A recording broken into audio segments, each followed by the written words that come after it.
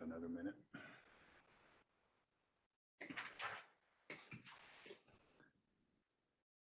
Of course, going to be a full test during the meeting that all of you have to take. Just kidding. Sorry, I'm a little deaf and not here.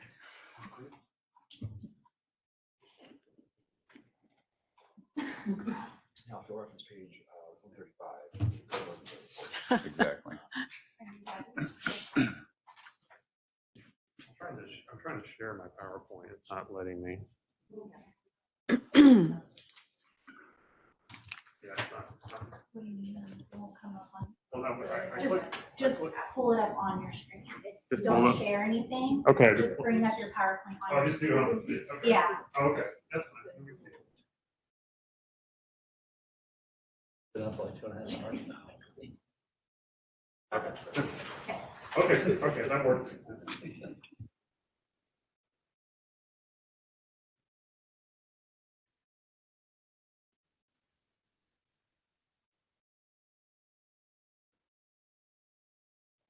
Two different times showing up in the council chambers here, so there's something going on here. I don't know. But at 6 o'clock, I'm going to go ahead and call the meeting to order. This is the Historic Preservation Commission meeting of April 19th, 2023. Welcome, everybody in the audience, and commissioners, welcome. So we'll go ahead and get started with a call to order. If you would please, Dr. Lechner. Okay, take the roll. Vice Chair Fackler, Here. Commissioner Agnell, Here. Commissioner Davis, Here. Commissioner Larson, Here. Commissioner Montero, Here. Commissioner Kuroka, Here. Commissioner Robinson, Here. Commissioner Williams is absent, I know, or not able to come, and Chair Woodson. Here. Okay, we have 8 present, so more than a quorum. Excellent. All right, moving on. Agenda item 1, call to audience, persons wishing to address the commission. Do we have anyone in the audience who's got a card to present and have anything to say? Looks like a no, so we shall move on to agenda item number 2, approval of March 8th, 2023 meeting minutes. Commissioners, you have a copy of the minutes, and I presume you've had a chance to review them. So if anyone has any comments or edits, if you would please go ahead and speak up, please.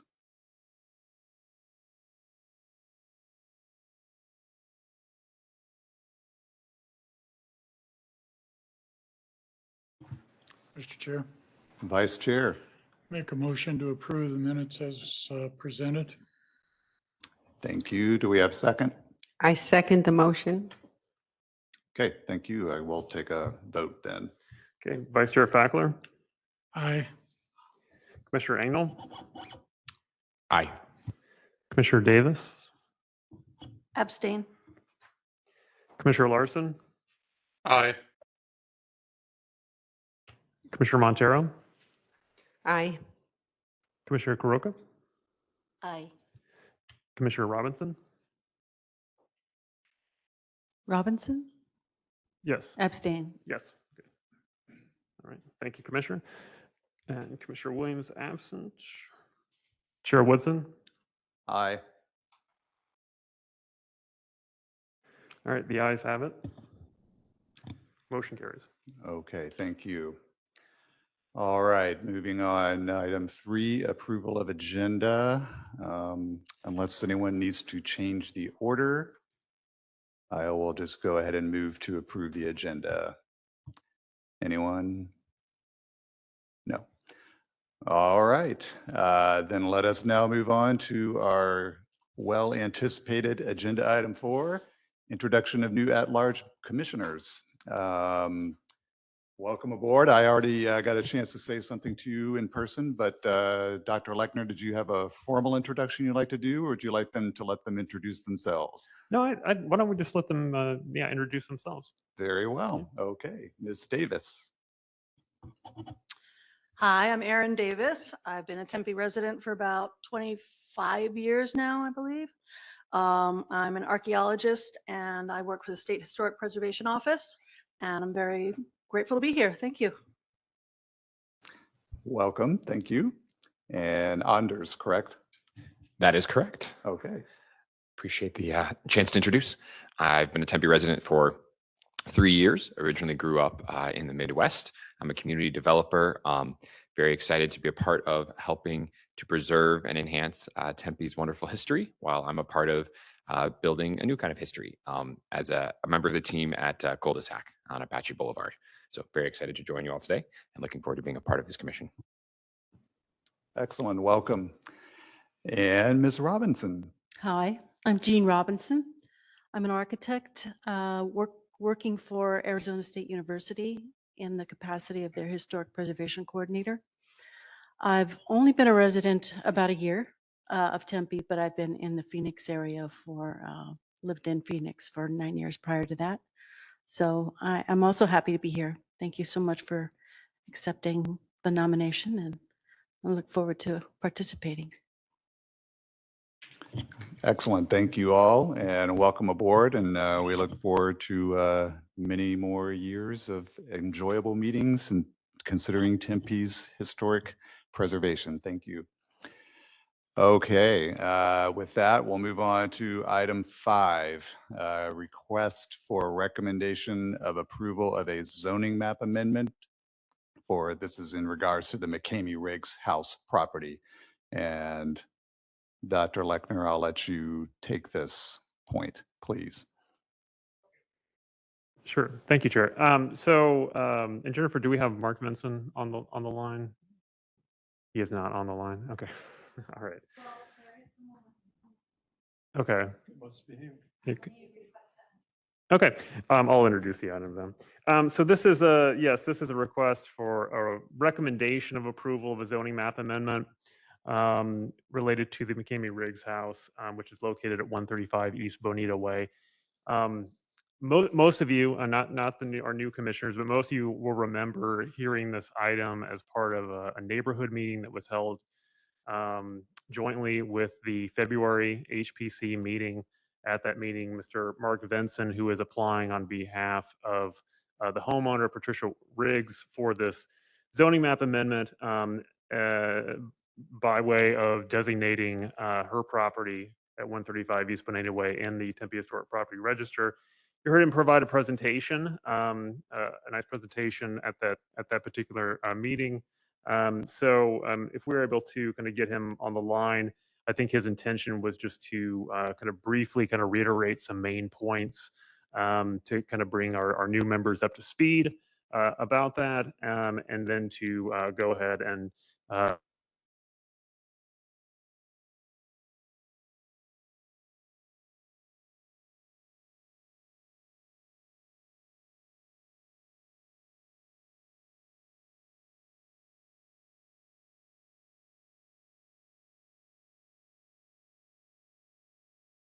approval.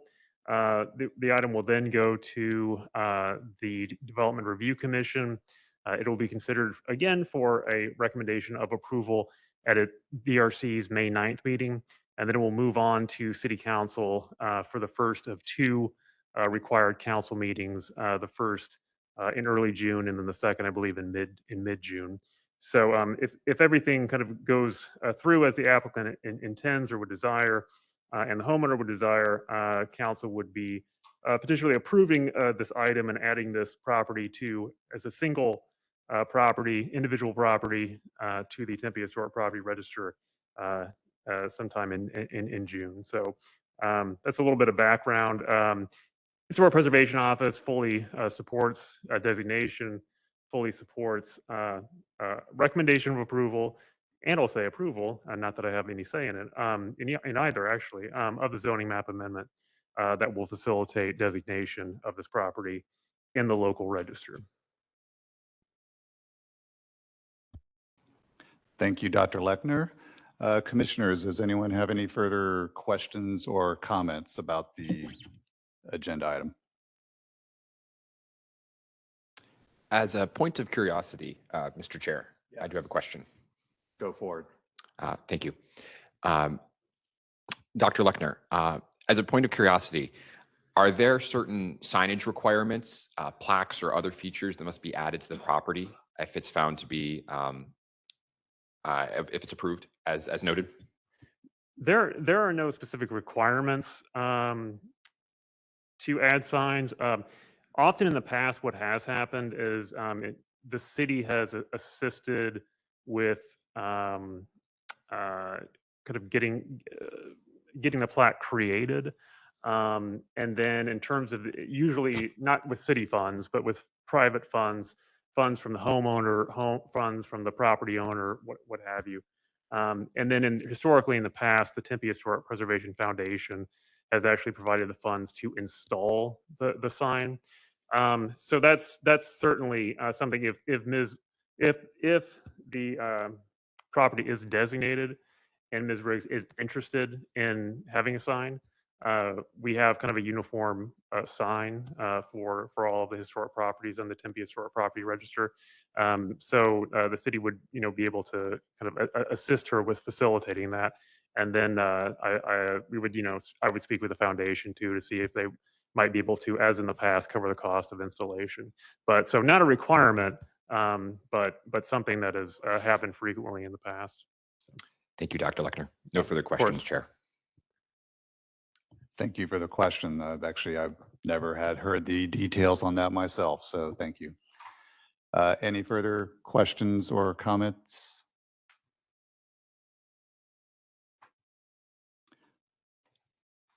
I do have a citizen request to speak on this matter. Mr. John Austin is in the audience. You approach the microphone and introduce yourself, please. Hi, I'm John Austin. I live at 130 East Bonita Way, more or less across the street from the house at 135. And I'm against having this property designated as a historic property. The house itself, the old part of the house is, I wonder why it's such a big deal to make that a historic property, but I'm particularly worried because at the back of the house, there's a recent addition, and that addition is an eyesore. And I would like for future buyers of that property to be able to have the flexibility to do something about the ugly mess at the back. So I'm thinking that if the front part of the house, the old part of the house really is a historic property, is there some way to isolate that and to just have that part be historic and have the back part be open for development? The other thing that I also spoke, one reason I want to speak tonight is that there are apparently several new members who didn't hear me speak the last time. So I think that one of the important things is, I lost my train of thought.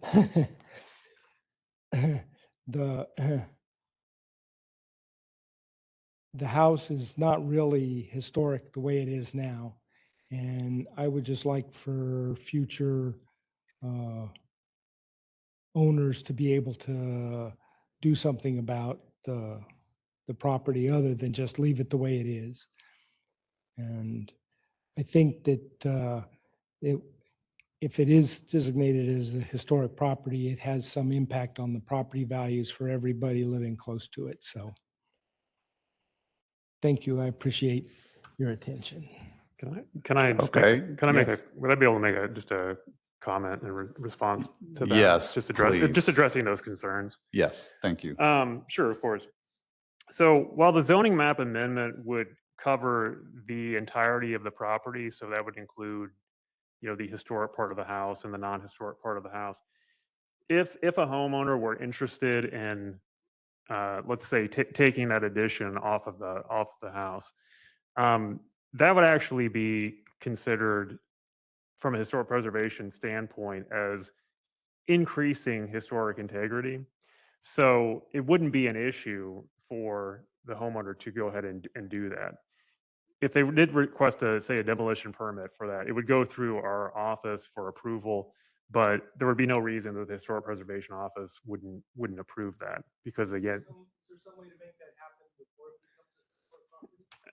well, I mean, it's up to the property owner, of course, to do that, to make that request.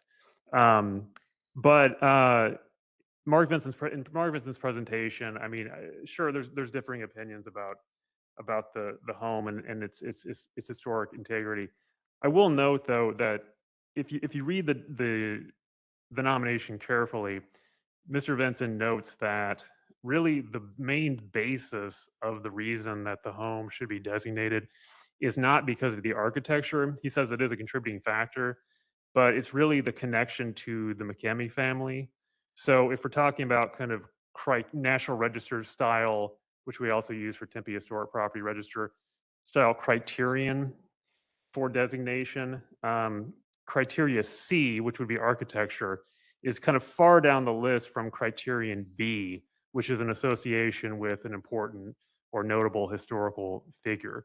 So C is, it's there in the nomination, but it's really B and some of A in terms of kind of suburban, it helps its connection to kind of suburban style post World War II home development as well. So I just want to make a couple of those points just to clarify things. Point of question, please. Yes, Commissioner.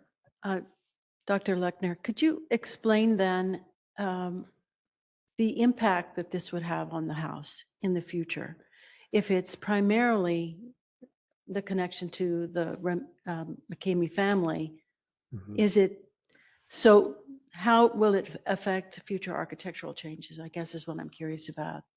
It would still fall under the same requirements, for any house that's designated. So any alterations to the home would have to go through the Historic Preservation Office for consideration for potentially for a certificate of no effect, or would have to then be forwarded to the Historic Preservation Commission if the changes are deemed more substantial and impactful to the historic character of the building for a certificate of appropriateness. So it wouldn't change the kind of the code mandated requirements for how a house has to be considered from a historic preservation standpoint anytime a building permit is taken out for the application is taken out for the property. Thank you. Sure. Thank you for that explanation. And Ms. Drossman, I didn't know if you had any other response to that or any other questions. Did that explain what your point was? Yeah, I think that's kind of new information that wasn't really, I mean, we did talk about the two things at the last meeting, one being that the property or the house itself was old, and the other being that the McKameys had lived there. And my response to that is, if it's mainly about the McKameys, is there some other way to acknowledge that history with a plaque in front of the house or some kind of other way to acknowledge that the McKameys lived there? The McKameys already have a school and a street and several other things around Tempe named after them. So I don't know that there's a lot of value added in having the house itself designated as a historic property in that way. If there's some other way to honor that, then that would be better. And if you're not going to put up a plaque in front of it, you're just going to give it a historic designation, then it seems pretty pointless, since most of the big reason for doing this is that it belonged to the McKameys. Then if there's not going to be a plaque in front of it, then what's the point? And I guess, any questions for me? No, I don't think anyone have any questions. Yeah, I mean, well, as Dr. Lechner explained, I mean, of course, we'll be voting on this momentarily, but it will be decided by council. So, there's no certainty that this will actually get fully approved. But I think as Dr. Lechner mentioned, it's all those elements of its historical importance and significance that add to it. It's not just the McCameys, it's not just the house, and it's also the World War II, post-World War II. It's all of that together. So But it I think sounds more from to this- your point, I think, is that I don't think you're concerned about there being a sort of moratorium, so to speak, against any further alteration or modification is not necessarily so, because if they did want to do that, they can always come back to the city and request that, I and it think just that- goes through the that review. From maybe my understanding of the whole process is not right, but I understand that even to paint it a different color, you have to have the approval of the Historic Preservation Committee. Is that true? Yeah, it could certainly, yeah. So seems like. Well, maybe not the commission, but at least it would have to go through the Historic Preservation Office for consideration. Yeah. So it seems to me like it's a pretty restrictive sort of thing for future owners to do anything with the house. Well, I mean, the argument that you're making would be an argument against designating any building, because the case that you're making there is that designating any building would place restrictions on it, and it would. Typically, it's not a terribly onerous process. If the homeowner, somebody who buys that property you would expect to be interested in historic preservation, so you wouldn't expect them to find it burdensome to try to retain the historic integrity of the home. If it were, maybe that home is just not for them, and they might select any of the other undesignated homes in the neighborhood. So, I think that the process itself is even so is not typically terribly onerous if the applicant has kind of historic preservation interests in mind. The commission and the HPO definitely wants to work with individuals to make sure that they kind of get what they need. If they need to expand the property, they're willing to help them do that. They just want to make sure that they're going to do that in a way that pays kind of respect to the historic integrity of the home. Yeah, and that's kind of one thing you just said in there was central to my point, is that you would expect that any future owner would have historical preservation as one of their primary interests in the property. That really reduces the population of people that you're going to have available to buy the house. If you're looking for somebody who's interested in historical preservation, that limits your market considerably. So hence my concern about property values. Yeah, property values typically, data suggests property values typically go up in a neighborhood where there's designated or historically preserved properties. But do we want to move on? Yeah, thank you Thank for you. your concerns, and we'll keep that in consideration as we deliberate here. Yeah. Great, Thank you, Thank Mr. you. Austin. Yes. Mr. Vincent is online. Okay. Do you want to see if he needs to add anything, Dr. Lechner? Yes, Mr. Vincent, we have kind of had I provided some additional information about the home and answered some questions from commissioners. I didn't know if you wanted to add what you heard, or if you wanted to add any additional information. I don't think there's any need to make a full presentation or anything like that, but that's totally up to you, sir. You. No, I apologize. Had difficulties logging in, but from what I've heard, the situation was summarized very well. I would only add that there is a very good comparable to this, and another property within the city, and Dr. Lechner, I don't know if you'd already mentioned this or not, but the Governor Pyle House over in the what's commonly known as the Maple Ash neighborhood was a home that was built similar time frame, actually a few years earlier, but was designated primarily because of its association with Howard Pyle, who later went on to become governor of Arizona. So that house was preserved actually as part of a new development, but it remains today, and it has a small plaque placed on it near the front entry of the home. So that's probably the most direct comparable I can think of. And beyond that, I'm happy to answer questions. And as I say, I think the case has been summarized very well. Any other minor alterations on the house are easily removable. So it really is a factor of the consideration of the commission at this point. Thank you, Mr. Vinson. Okay, commissioners, any other questions? Hearing none. Does anyone wish to make a motion? Mr. Chair, Mr. Vice Chair. I move approval of this zoning map amendment from R16 Single Family Residential to R16 with the historic overlay for the McKimmig Riggs House property. Thank you. Do we have a second?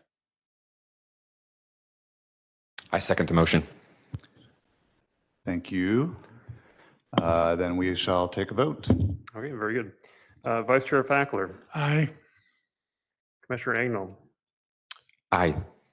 Commissioner Davis, Aye. Commissioner Larson, Aye. Commissioner Montero, Aye. Commissioner Kuroka, Aye. Commissioner Robinson, Aye. Chair Woodson. Aye. Okay, by a vote with 1 absent and 8 voting in the affirmative, the motion carries. Okay, thank you, everyone, and we appreciate your comments, Mr. Austin. We'll move on now to the next item. 6, presentation on the City of Tempe Historic Properties Treatment Plan and Cultural Resource Inventory, completed by Logan Simpson, and the presenter is Ms. Andrea Gregory. Welcome, Ms. Gregory.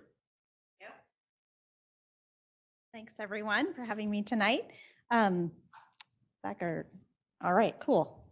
Should I, if I click, or should I just request that you advance the slide?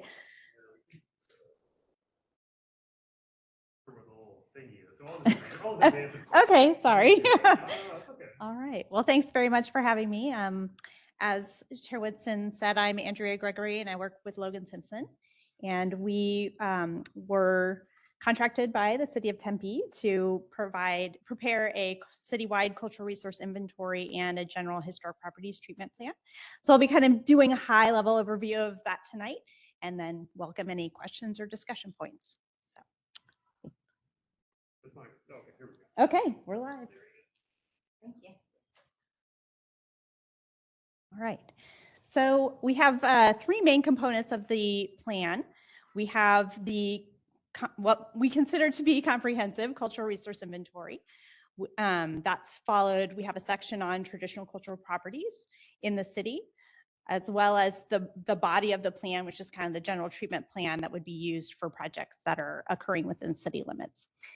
And just kind of tying this together, the recently adopted historic preservation plan update identified this as one of the goals and priorities, and we have some cross-referencing in this plan document with the historic preservation plan as well, to kind of see how those two documents interact. So the beginning of our process, which happened before I was with Logan Simpson, we had a consultation letter that was sent out to agencies and tribes, inviting them to consult on the plan. We did receive quite a few responses back from parties who were interested in participating in the process, so that's encouraging. We held a kickoff meeting then in March of 2021, invited all those who were interested in participating to attend the meeting, and we had several good responses. So that was just kind of laying out the steps in the process, generally what folks wanted to see in the plan. And then Okay, so going into the plan. Okay, so we have a section that starts off the plan that talks about regulatory context and permits that might be involved with projects that are happening in City of Tempe. So we cover national, federal nexus projects that have to comply with Section 106, as well as ARPA. We've got NAGPRA referenced, and then we have state acts such as the Arizona Antiquities Act, the Arizona State Historic Preservation Act, and then we have Tempe City Code, as well as private land statute. After that, we have a discussion on confidentiality and consultation.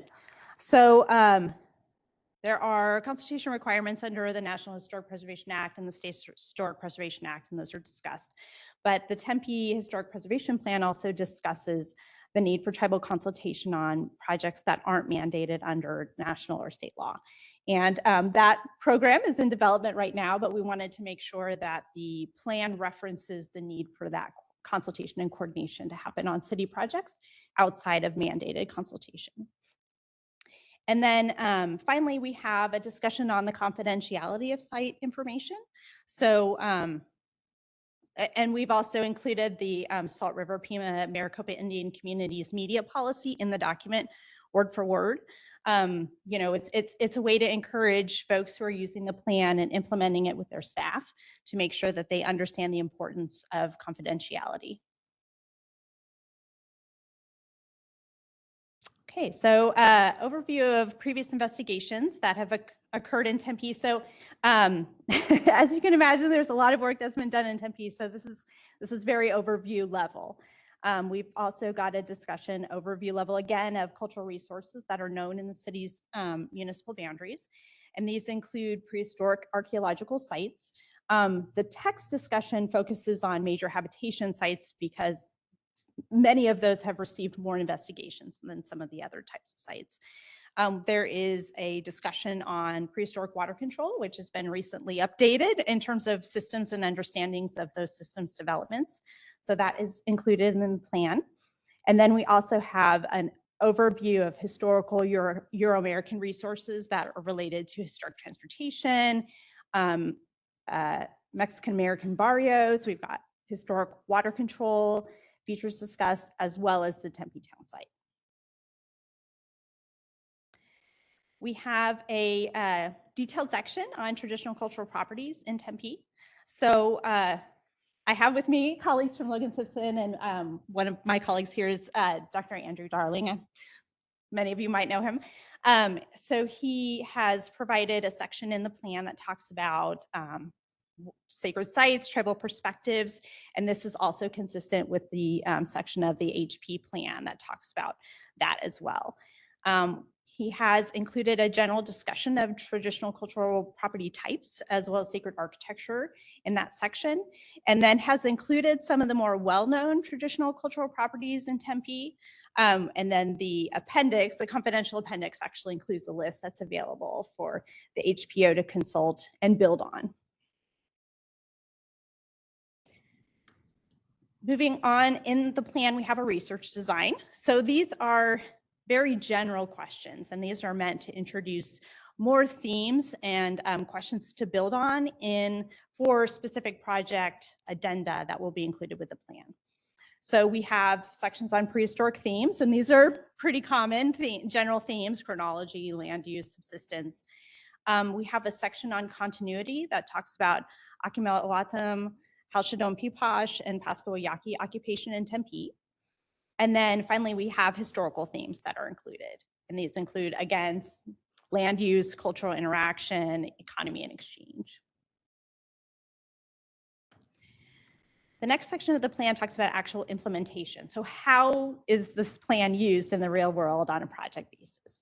So the purpose of this plan, and it mimics the City of Phoenix's strategy, is to have a blanket plan that's used to build on using a project-specific addendum.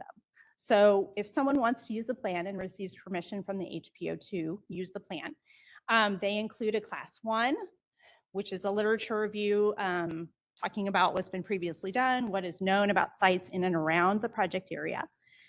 We have encouraged archival and historical research, since we know so much of Tempe has historical development on it, and those resources themselves can be old enough and significant enough to contribute to the importance of sites. We also have methods for TCP inventory and tribal outreach.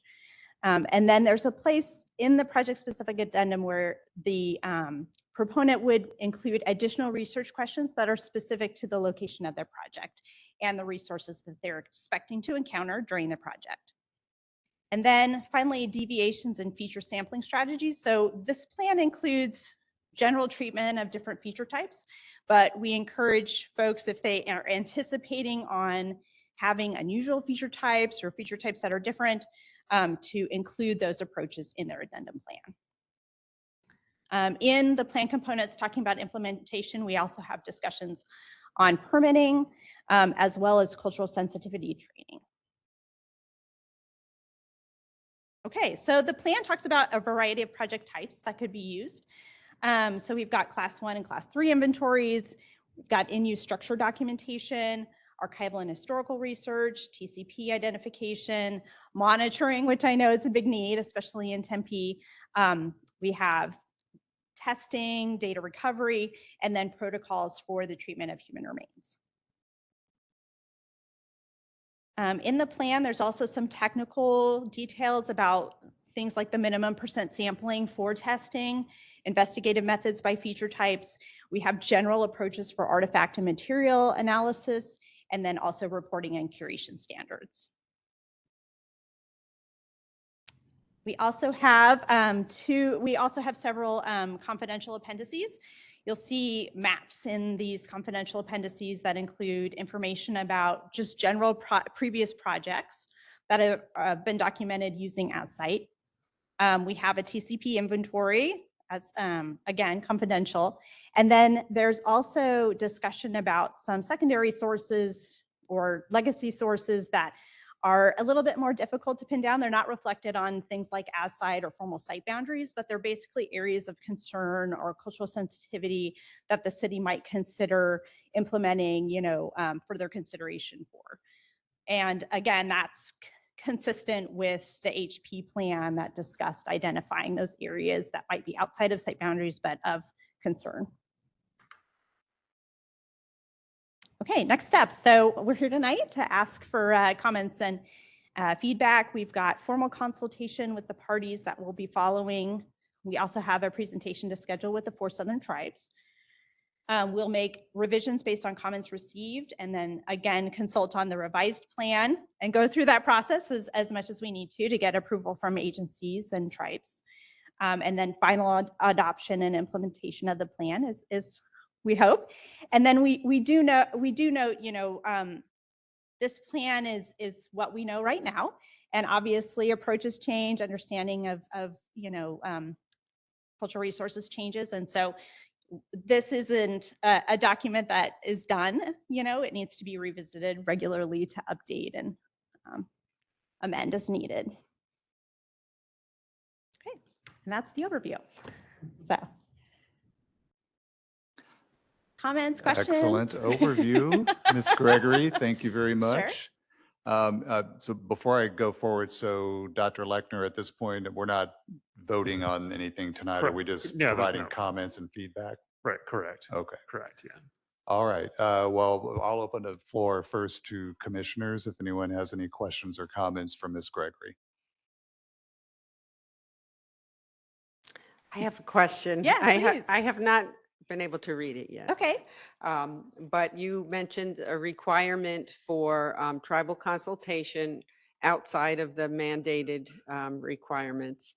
And so does that mean for every project that, every monitoring project, every testing project, that might not have a burial agreement, or there'll be formal consultation, written consultation on every single project? I can take this question, Yeah, actually. sure, please. Yeah, that hasn't been determined yet. So we're kind of currently just kind of in the beginning stages of trying to figure out exactly what would go into that policy. At this point, we're probably thinking that, it's going to be kind of public projects. So City of Tempe initiated projects that fall out of not fall out of, but don't, aren't under section 106, that process.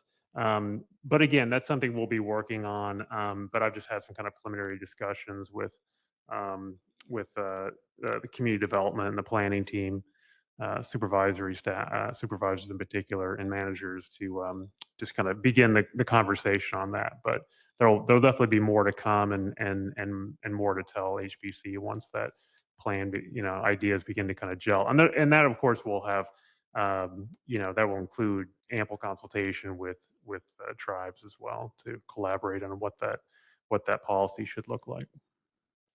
Thank you. Yeah, I'm curious because of course we're working on our general treatment plan for the city of Phoenix, and that we have the monthly consultation meetings where we talk about the smaller projects and, rather than do written for each one. I'm just curious. Mhm. Thank you. Yeah, thank you. Mr. Chair, Yes, go ahead. thank you. Sincerely appreciate this report, the thorough work you put into it. I'm curious, both from you and Dr. Lechner, if you have comments, if there's anything in the implementation section that upon adoption could change the way that Tempe currently handles the stewardship of sacred lands or water resources, canals, features like Tempe View. Would be very curious to know if there's anything that would change upon adoption in a meaningful way. Well, I think there's actually two answers to that question. The first is implementation of this plan, since it's focused on, archaeological resources, is kind of formalizing the process that those are evaluated and considered in project planning, as well as hopefully streamlining the process of actually implementing the necessary steps for mitigation or protection of those resources. So this is a way to kind of formalize the process, but also make sure that there's consistency in approach, which I think is always beneficial to, consultants as well as the resources and agencies and tribes who like to see a predictable, a plan of action. In terms of how cultural resources are treated just generally, I think that the HP plan actually has components that speak to that. And that's meaningful tribal engagement, that's consideration of things like view sheds and other kind of a little less tangible considerations that can also affect cultural resources. So I mean, I think both the HP plan and this plan do change the way that resources are considered potentially, and the process that a project needs to go through to make sure all of those considerations are captured, especially in consultation with tribes. Yeah, I would agree with that. And I think that kind of the common theme to both documents is just kind of an expansion of consultation between the city and the tribes. And just another thing is just ensuring, not that this isn't happening already, but kind of continuing to ensure access of tribes to sacred sites, traditional cultural properties, et cetera. So that's very important across both plans. Very good to hear. Thank you. No further questions, Chair. Thank you. Good question. Commissioners, any other questions or comments? Chairman?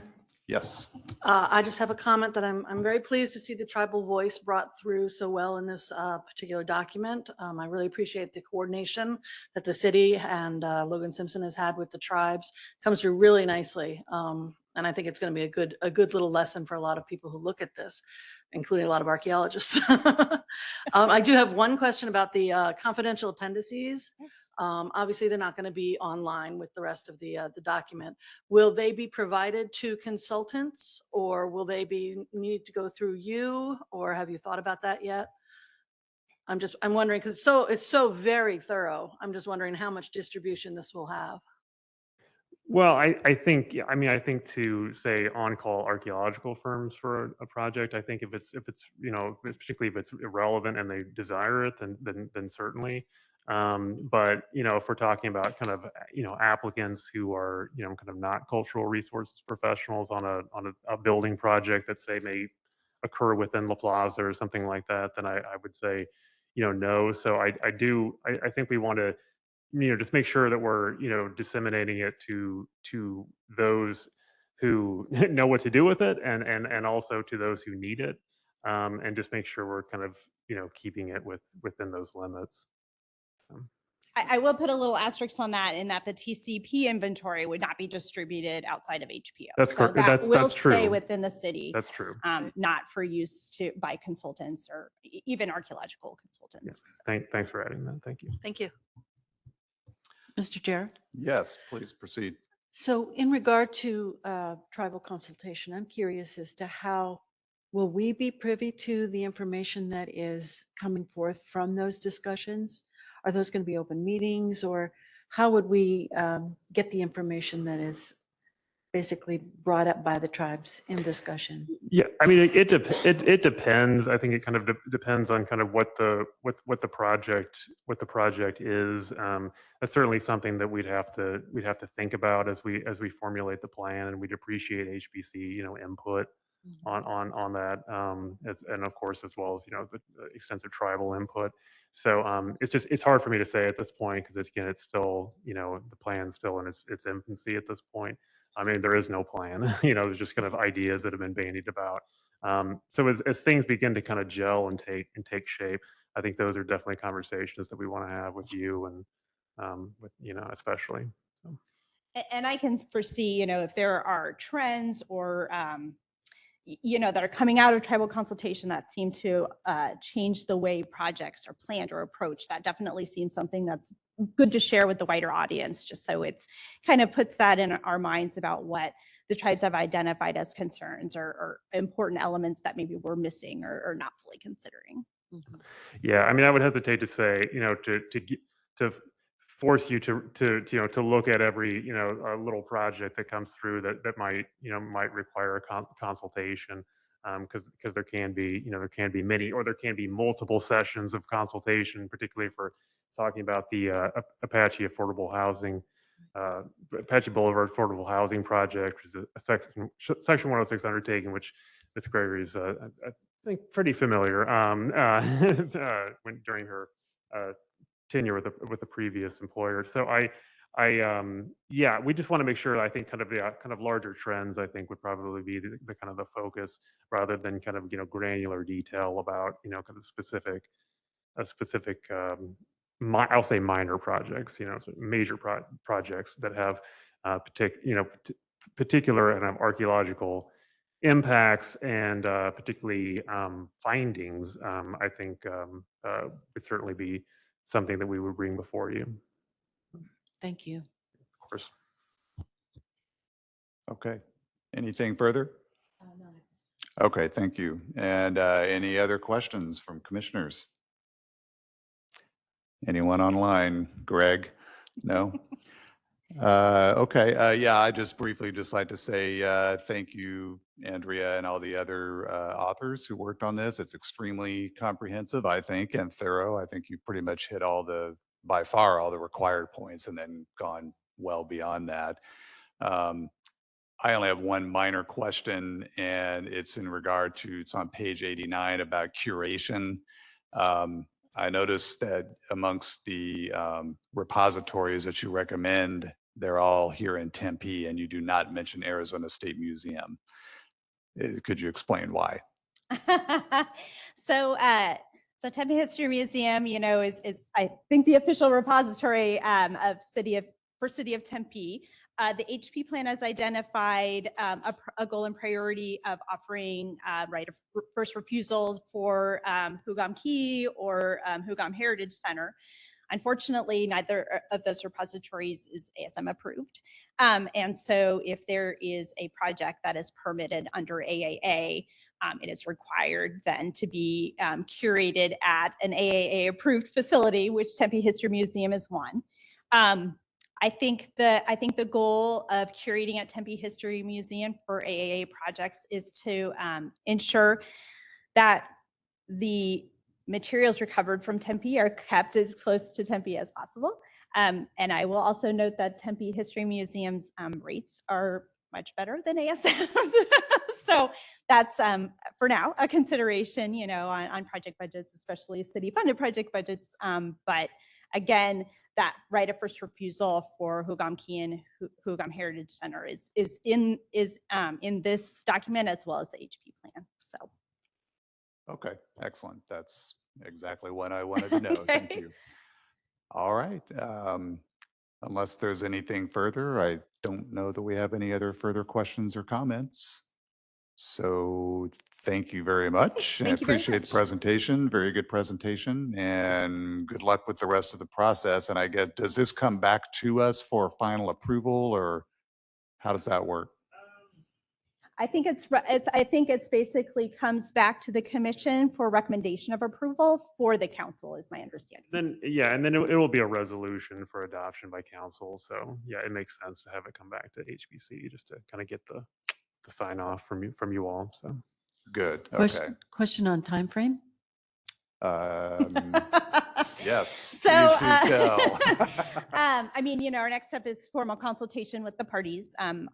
Obviously, we would give them a minimum of 30 days. I mean, we don't want to rush the process. We want to make sure that everyone feels that they have the opportunity to comment and meet if needed.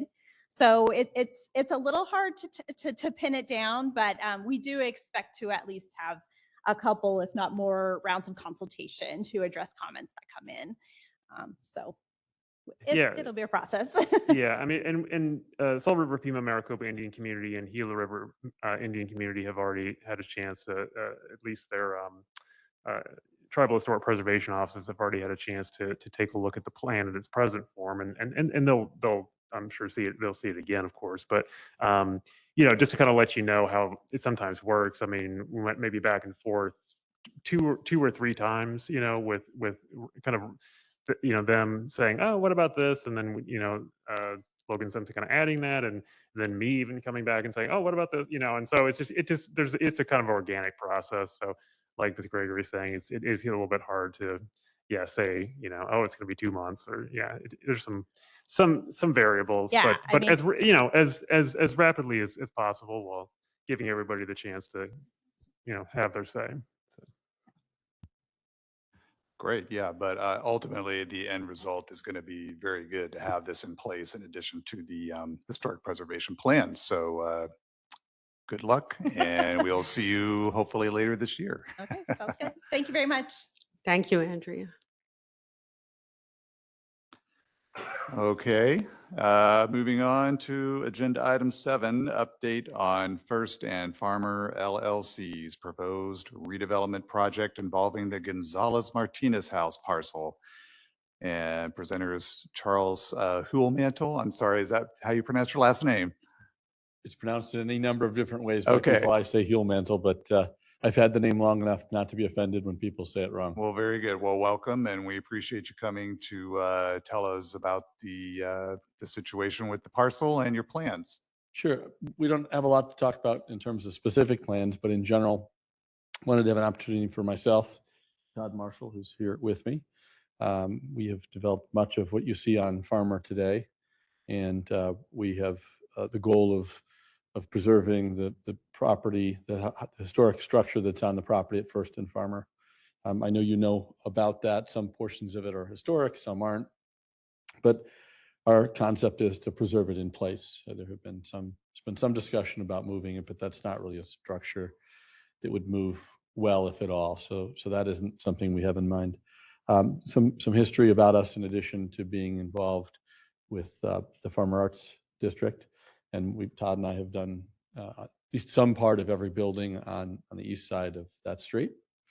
My office is 605 South Ash, which Mr. Fackler knows a lot about, and frankly, probably wouldn't be there without Mr. Fackler. So I thank you regularly for making that stay. It's a building from 1883. It's still in its original condition, essentially. I mean, it has air conditioning and electricity and other things that didn't exist in 1883, but it's largely the same.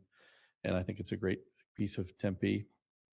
Todd Marshall worked for years on buildings, including Casa Loma, which Logan Simpson is well aware of. The past applicant was a tenant there many years ago. So, we don't have plans yet. We haven't had access to the building. We're hoping to get that soon. We have hired Robert Graham, who the city hired years ago, and prepared the last report for the city in 2017, which some of you may have seen. I don't know how long all of you have been on the commission. It did occur to me when you said 2 separate times. I don't see the second clock, but I would say if there's ever a place where you'd have the ability to talk about 2 different times, it should be this commission. So anyway, we hope to learn a lot in the future once we get on site and to start working with the city immediately to preserve the building. It has not been in the best shape for many years. For many years, the city didn't have control of it, as you probably know, and they have more recently gained control of it. It sits in a precarious position, being built as long ago as it was. First Street didn't exist quite in the way that it does, with a elevated streetscape that basically pours water onto the foundation of the house. So we're anxious to be able to attack some of those details quickly. And that's really the basis of what we want to talk about. Just to introduce ourselves, we'll be back some other time, but to let you know that we're aware of the structure, have been aware of it for a long time, have started the process of bringing in professionals to help us figure out what to do and to preserve it in place. Well, very good. Well, thank you for coming and starting a conversation with us. This property has been on our minds quite a bit lately. We've had a lot of discussion, which you probably heard about. So before I proceed here, Dr. Lechner, did you want to add anything here, or do you wanted to see if we have questions and comments? Yeah, I'd just like to see if you have any questions or comments for Mr. Huell Mantle, and just again, kind of recognizing that as he said, they're really kind of speaking of early stages of things, they're very much in the early stages, and so they don't have any plans to present, but I'm sure he'd be happy to address any questions that you have about the property or the historic preservation aspect. Please feel free to weigh in. It's a bit of an awkward situation. You either wait too long to come and talk, and then you have ideas that are hard to change, or you come in early before you have ideas, and we elected the latter. Well, we prefer the latter, so I appreciate you coming in. And before I normally just turn it straight over for questions, but I would like to get one thing right out there, because I understand that there's a meeting of the council coming up tomorrow, sometime soon, about a development agreement, starting the process with that. And are you all already involved in that process at this point, or is that just simply the kicking off of the discussion of that? What it is there's an item on the council agenda tomorrow, which would be, if approved by council, it would be authorizing the city manager to begin negotiations with First and Farmer LLC in regard to a development agreement. So it is not, a development agreement has been written and city council is looking to approve it. No, that's not happening. It's merely just the, authorizing the city manager to kind of begin the process of negotiations, which will, go on for some time. And of course, the idea is for Mr. Huell Mantle, our colleague, to come back at some point to, talk about some of the aspects of what would go into that. From the HP perspective, that would be HPC's purview. So does that answer your question? Yes, it does. So yeah, I just wanted to get that out right on off the bat. So I'll go ahead now. Commissioners, does anyone have any questions or comments? Yes, Vice Chair. Are you guys crazy? Probably. No, the real question I've always had on this site, and as you know, I've worked for decades trying to get this I site do know that. in the hands of the city. You've got a site with a very valuable historic archaeological resource on the south end of the property, and a huge high-pressure water line on the north end of the property. Why this property? Why did you spend all the money you did to buy half of it from the state with those kind of huge challenges on either end of this property? So, it's interesting. We may be crazy first, and certainly others have suggested that before. If you look at the Farmer Arts District, which I think people generally think favorably of today, and we've been fortunate, we won a number of awards. I think almost every building on that property has won some kind of award or another, and the path itself was on the cover of the last general plan.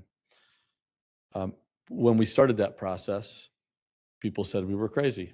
There were lots of issues with it, and I guess we both believe that those tighter constraints sometimes can help make better places.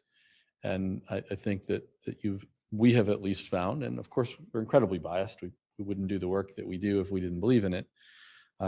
We have found that those challenges help create better, more unique places. That's sort of what we've focused on in our careers. It's easy to go find 6 square acres of land and figure out what to do. But in the unique places in Tempe that we want to be, those places are long since gone. And we have, Todd and I have spent the better part of the last couple of decades working on that part of Tempe. I live not far from there. My office looks out onto some of this property. It's the entranceway into Tempe, and something has to change on it. It's a pretty bad entryway into Tempe. And we feel, based on our experience on Farmer, that we're uniquely qualified, again, biased, very biased, to handle the challenges that exist. We know where the water lines are. We know where the old ones are and the new ones are. We know where the railroad right of way is. We know better than anyone all the warts that you speak of. And so far, we've been able to work around them, we think, in creative ways to have created better places. And the thing that's left that stops all of our other places from being great, frankly, is this. And we think we can make it great as well. Thank you. You always get the hard-hitting questions from Vice Chair. Thank you. Well, he knows of all the challenges. I think lots of people come and see the easy part, but Dave has spent, Vice Chair Fackler, excuse me, has spent the better part of his life solving those challenges that, which frankly don't exist in most of Arizona. There are a few pockets like Arizona, in Tempe, Arizona downtown even, where just because of when things first developed, even finding property lines is often difficult. But that's why you have a plaque on the sidewalk in a square, and most people don't. In fact, I don't know of anyone else who does. Commissioners, any further questions or comments? Yes, Chair, this is Commissioner Larson. Go ahead, Commissioner. Mr. Whitmantle, thank you for being here. I wonder if you can share any thoughts or ideas you have about ultimate use of the Gonzalez Martinez house after it's been restored and preserved, and you've developed the other land that you purchased. Can you kind of share just anything that's on your mind about this? Sure. Probably not as detailed as you'd like. We're in the beginning phases, and again, that's the trick. Do you wait until you have all the ideas, or do you go as you start? We decided to come early, but we do have some senses. It's a pretty small building. If you've driven by it, what you see, in fact, most of what you see is not the historic part. And that's probably not true for this commission because you know what you're looking at. But to the average person who doesn't know the difference between structures, most people see the thing that isn't actually the historic portion. And so you're left with a pretty small building in the end. And we haven't been inside of it. I've been inside of it, but it was at least 10 years ago, probably closer to 15. And my recollection is probably not the best thing to go on at this point, but I think there are portions of it that have dirt floors and there are portions of it that don't. And we don't know. We really haven't been in a long time. So we're not well gauged to make decisions. I will say that we expect it to be an active use. My office from 1883 is used every day. And I think that's a great way to preserve it. And it's interesting, people do stop by from time to time, less so every year, that remember it from their childhood and want to do a tour and walk through and tell a story about what the house used to be. And some of them are pretty interesting and some of them aren't, but it's nice to have happen. And so, we'd like to find a more active use. It's pretty small. It doesn't have a lot of room to do a lot of things. Like it isn't a good office space. It just isn't big enough. So we'll try to find something creative, but that brings the property back to a healthier state and still uses it. Yeah. So do you have any ideas about the ultimate time frame of looking forward? And I understand you're at the very early stage of this, and I appreciate that. And thank you for sharing your thoughts and ideas. Do you have any ideas about the ultimate time frame of when the land that you've purchased will be completely developed and the Gonzalez Martinez house restored? Respectfully, only a fool would answer that before getting on the property and seeing it. I just don't know. Obviously, we're anxious to move forward. We're anxious to get to a point where we can understand the home better and understand what's going to take to do that. Of course, we never know what we're going to find in the process, and that may cause additional delay. We want to get in a position, and frankly, we're taking this over. We're going to take over the costs of restoring it too. So we're highly motivated to figure this out quickly because it is unlikely to get better without better conditions. So we're anxious to get on site and to work to tear off the pieces that aren't historic and start addressing the pieces that are historic. That'll be our first priority. And frankly, that will guide much of the timeline to other things we do until we figure that out. But I can't really, if I were to give you an answer, it would be completely false and made up, and I won't do that. Okay. In some of the documents that the commission has received in the past, there's been some suggestion of a number of residential units that would go into the land and perhaps mixed use on the first floor. And I may not be remembering the number of residential units that was kind of tossed out there, but I want to say it was like 400, 700, something like that, which leads me to think that the development on the land is going to be steel and concrete structures that are high. Can you reflect on the development of the land in terms of like what will be there just a little bit? Respectfully, I'm not in a position to do that at this time. Okay. We don't know. Okay. No more questions, Chair. Thank you. Okay, thank you, Commissioner.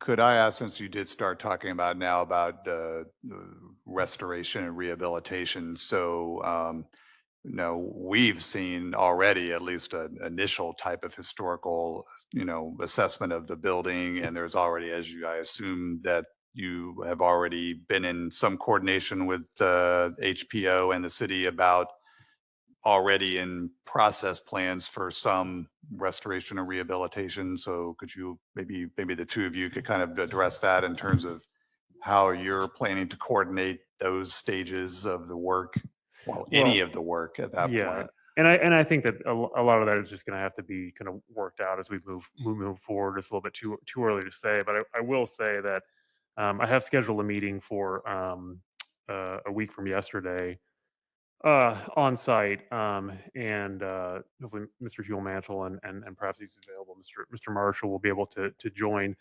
myself, as well as some folks from Builders Guild, which is a contractor that has worked on numerous historic properties in the city, historic restorations, as well as Bob Graham, who had completed, as Mr. Huel Mantle mentioned, the 2017 building condition assessment report for the Gonzalez Martinez house. And so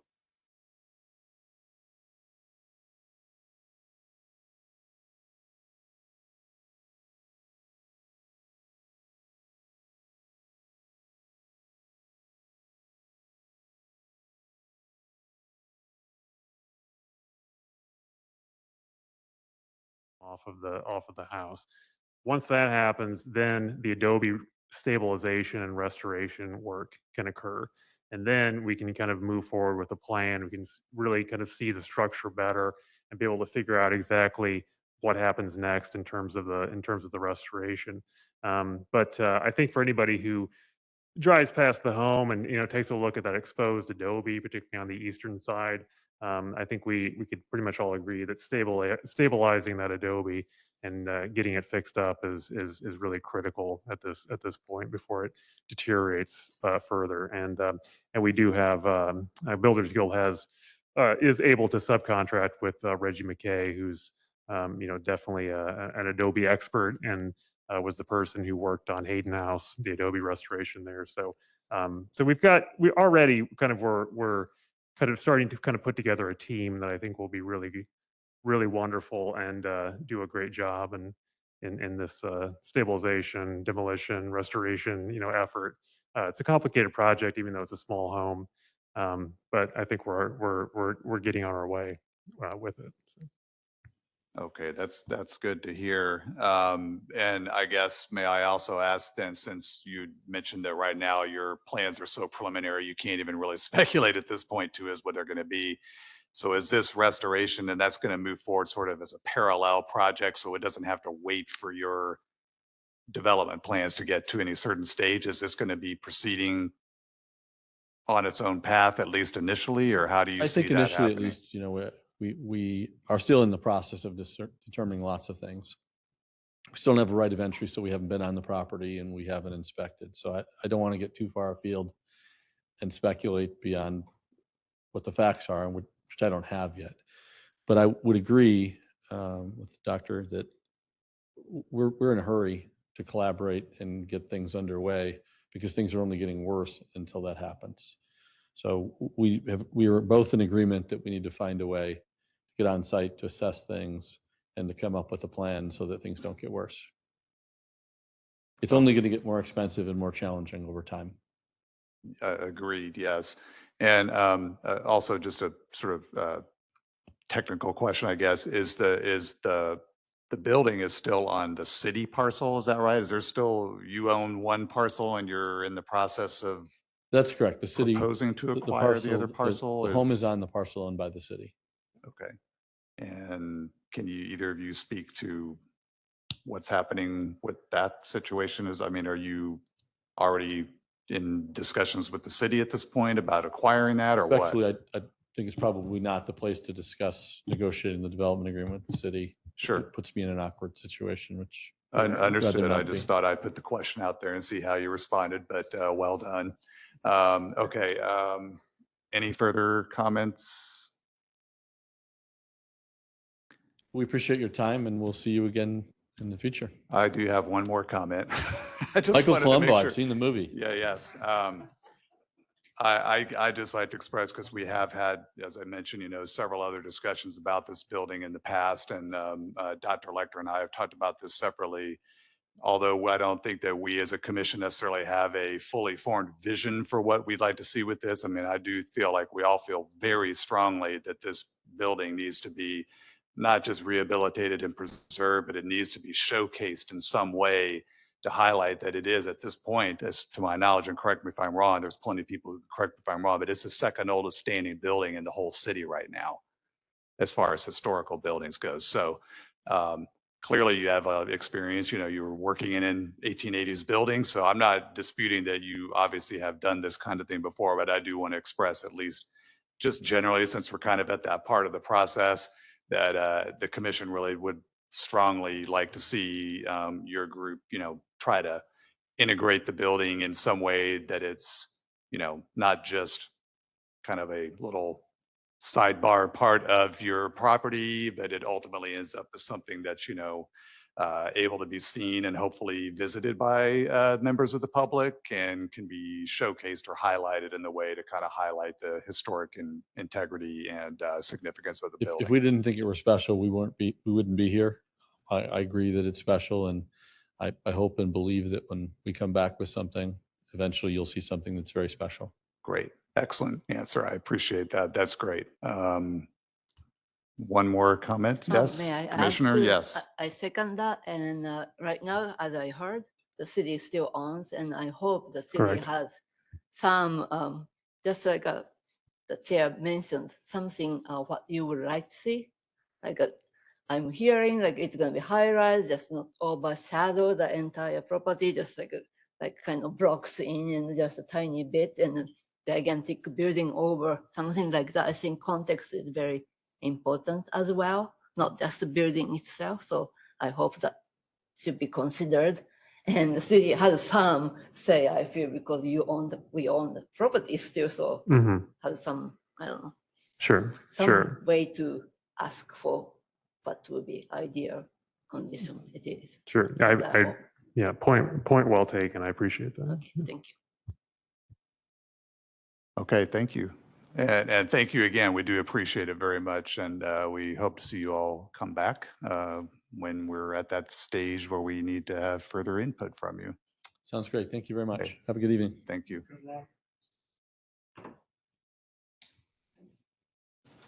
All right. Moving on to agenda item 8. Request for a certificate of appropriateness for carport demolition at and garage and bedroom additions to the Rice Barnard House located at 103 West Palmcroft Drive, a contributing property in the register designated Date Palm Manor Historic District. And the presenter is the presenter here today? Online, okay. And again, we have another, is it Santakis? I'm not sure how you pronounce his last name. Santakis. Thank you. Santakis, okay. Welcome, and you have the floor, so you can proceed. All right, well, first, thank you very much for having me. So I'm the architect. The owners of the home want to get rid of their carport in favor of a new bedroom and a new single car garage that faces the street. And their wish is, just to make their house more habitable. We've gone through kind of the historic guidelines. We've looked through the report and appreciate all the comments from staff. The main one being if we could maybe accommodate a parking spot in the rear yard. And that turned out to be kind of very difficult. So we did explore that option. There's not much room in the rear. So the front seemed to be the place to do it. I think the way that we are presenting the garage and the addition to the street is in a way that kind of balances out the facade for the street facing facade. So there's a gable roof on one end. So now with this new, or there's a hip roof on one end, and now with this addition, we'll have another hip roof, kind of balancing out the two. There is precedent on the street for having a garage facing the street as well.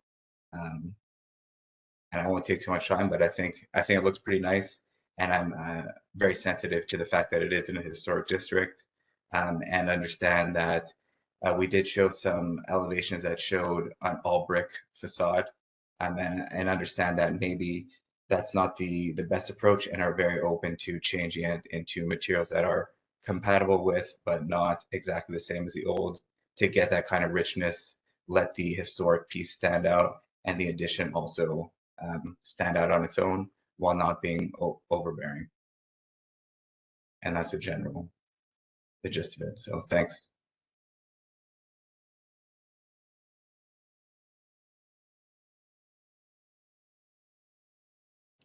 Okay, thank you. Dr. Lechner, did you want to add anything? Yeah, I'll just make a few comments, kind of in line with my report, and sort of Mr. Santakis, if you'd like me to point out anything on the slides specifically, please let me know. But so in the HPO's view, the applicant's proposed carport demolition and garage and bedroom additions are generally acceptable from a historic preservation standpoint. Staff is recommending approval with conditions, those laid out in the staff report, which I'll project here again on the slide in just a few moments. In fact, why don't we just do that now? Date Palm Manor neighborhood, Date Palm Manor Historic District is designated in both the Tempe Historic Property Register. It's also listed in the National Register of Historic Places. It's a very interesting neighborhood. It's a post-war neighborhood, but it's unlike others in Tempe in that it was comprised and still is comprised of custom-built homes. So it makes it makes it interesting from a historic standpoint and architectural standpoint, though it does make it difficult to come up with uniform design guidelines for alterations to properties, which is probably why HBC has not done it when it has done it for other historic districts in the city. However, as always, the Secretary of the Interior standards for rehabilitation, in this case, offer a helpful guide. Now, preferably from a historic preservation standpoint, the additions would be, I think as the applicant and the presenter was noting, would be placed in the rear of the property. That would be kind of in line with the General Secretary's standards. But as the property owner says, that limited space, kind of existing auxiliary structure, rule this out as an option in the backyard.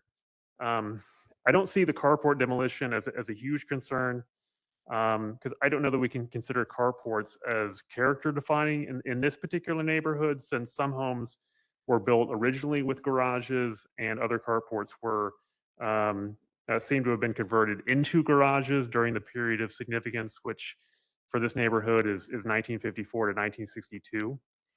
The Secretary of the Interior standards call for additions to be secondary in size.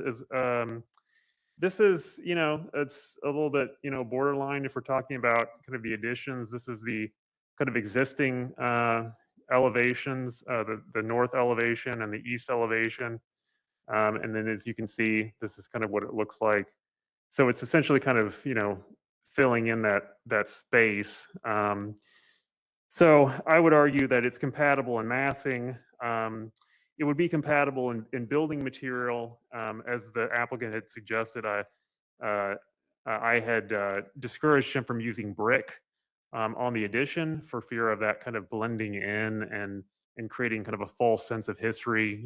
Perhaps tricking people into passing by into thinking that the now the brick garage and the brick bedroom were original to the home. So the applicant had helpfully suggested perhaps using the same type of material that, I don't know if we have a picture of it here. Can't really see it too well, but you can see kind of this picture to the left here, or to the right, is the I believe, is this? Oh, that's a different building, actually. Never mind. So if I have an actual spot here, but this structure will not be brick, he said, but it will be the same kind of material that the carport was made out of originally. So he proposed that for both the new garage as well as the bedroom addition. So the advantage of that is that it would set off the addition while still kind of being compatible with kind of a previous building material used on site. So you wouldn't have somebody walking by necessarily and thinking, oh, well, that was part of the historic home. But at the same time, they wouldn't think, wow, that's really out of place. Just like somebody walking by now looking at the carport wouldn't say, oh, that looks like it's really out of place. So I think that's fine. I think that use of building material is fine. The addition, it would certainly be visible from the street. But like I said, passersby should be able to distinguish the historic and the non-historic additions. I do think the proposed carriage house style garage door isn't the best option. I think as he's laid out here in one of the plans here. So this, whoops, sorry about that. One second. All right, boy, this is a life of its own. Okay, so this kind of, carriage style garage door you see kind of in the bottom left-hand corner. Not really what I would associate with kind of a post-war, suburban development style that the neighborhood embodies. Not really in line with the kind of the plainer front of most of the garages. So I'd reconsider that, and I've noted that in the conditions of approval. So these are the conditions of approval that I've suggested. And if the commission does decide to approve the certificate of appropriateness, you can certainly adopt these 4 conditions as written. You can certainly amend them, add some, delete some. It is, as always, entirely up to you.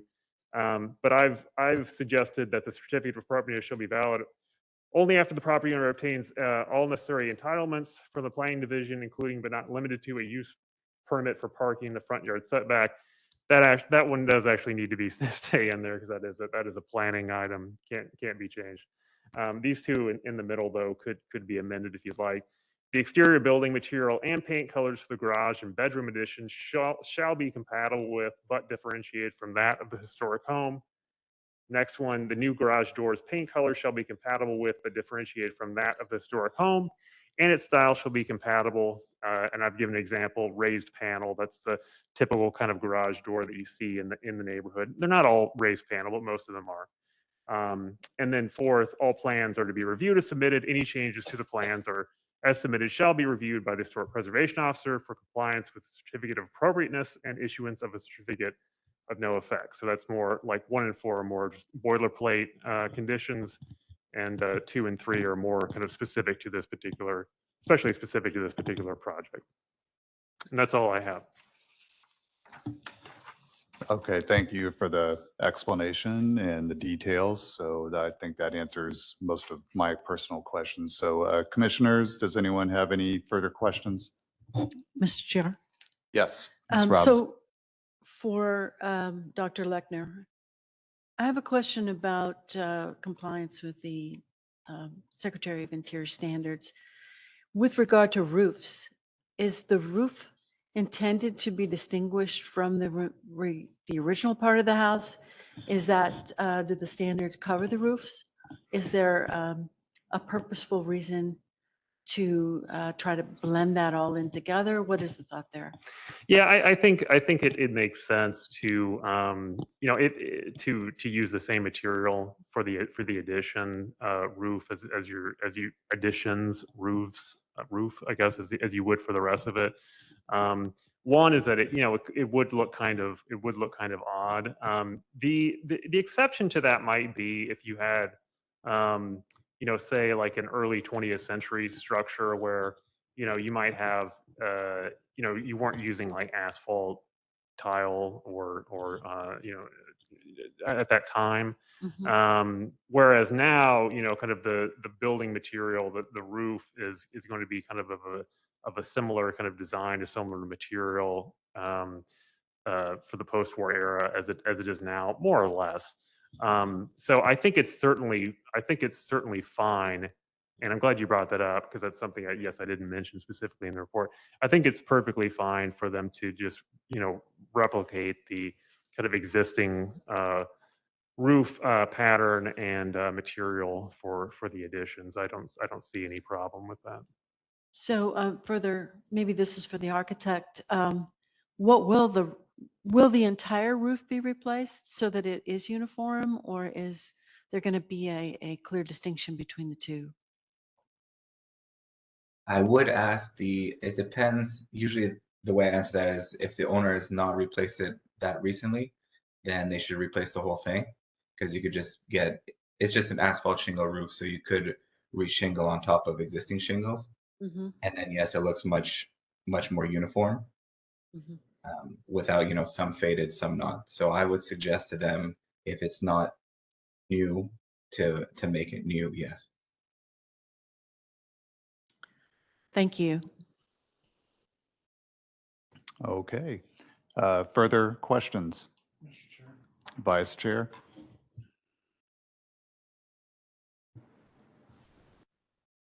I guess this is for Dr. Lechner. The parking use permit, does that require a public hearing?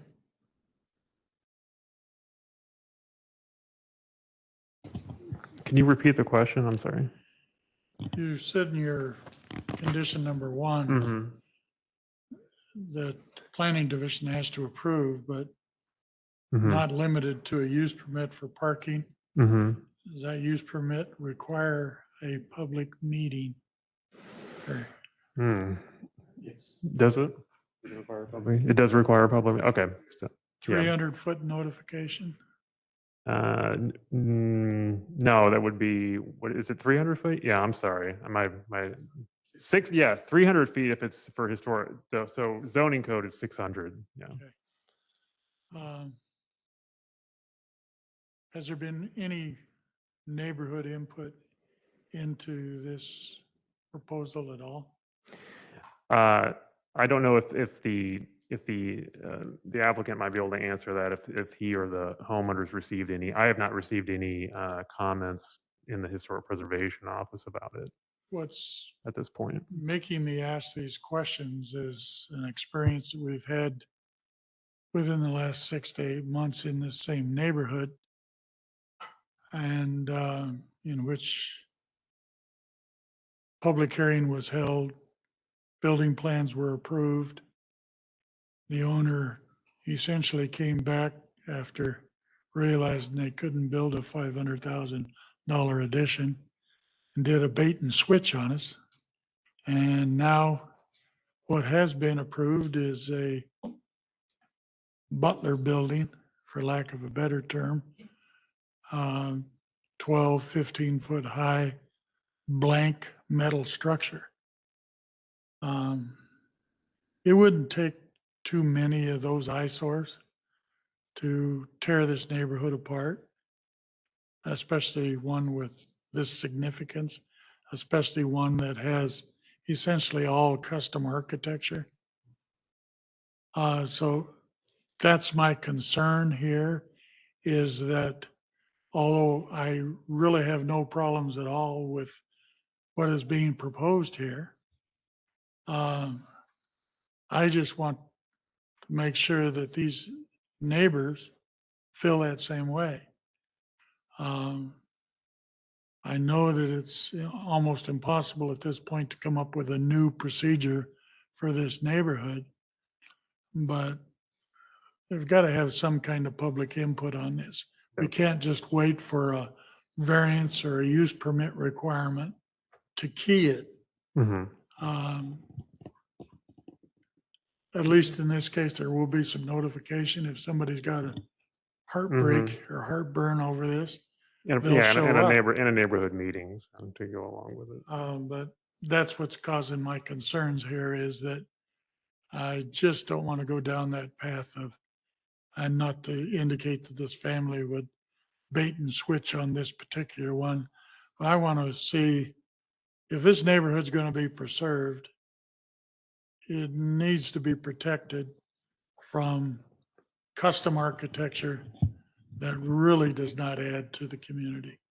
Yeah, and I understand your point, and that's because of the earlier certificate of appropriateness that you're describing. Yeah, that was for a property, as you noted, also in the Day Palm Manor neighborhood and historic district, and because of the change was so radical, that's why it did come back for an additional, a new certificate of appropriateness request. And and I know you disagree with that decision. Obviously, I understand why, but HBC did approve that new certificate of appropriateness. So, I think that that I understand your concern there, but I think the process in that case, I think worked in the commission sense, and that it did have the opportunity to kind of weigh in again on that particular item. I did want to make sure that it did come before the commission because it was so radically different, as you correctly identified it. If that were to be the case in this situation and in any other situation, yeah, Historic Preservation Office would continue to say, okay, wait a minute, let's come back to the commission and let's have the commission review this to see if a majority of the commission is comfortable with it, as in that case. But I think your points are well taken, and I appreciate the concern. What I'm concerned with is not that we have an opportunity as a commission to review these or have a second shot at reviewing them.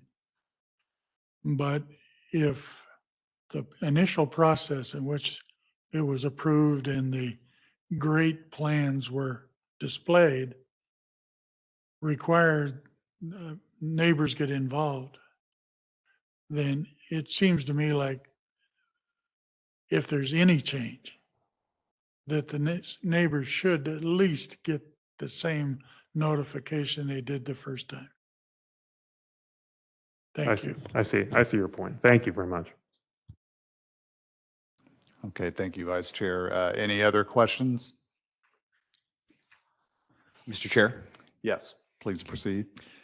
Dr. Lechner, I just wanted to confirm that with the certificate of appropriateness and the conditions of approval, we are sending this to the planning division to give them the ability to ensure those conditions are being met. So they will see the final material used, the final color and other things like that, because to my understanding, what we're seeing is actually not even close to what will be final. The garage door, the materials, everything else. Just want to be sure that there will still be final planning division and hopefully building permit division final look at this too. Right. Yeah. That would be the idea, is that before the permit would be issued, those plans would be revised, or, at least the Historic Preservation Office would have a chance to kind of review, that building material. It would have a chance to review the paint color and then weigh in.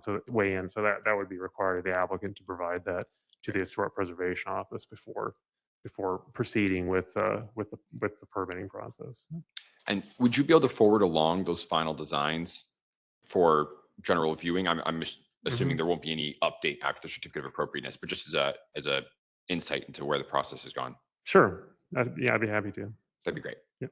Thank you. Of course. And then just as a small comment for your consideration, are there any historical standards in this neighborhood related to the landscaping, trees in particular?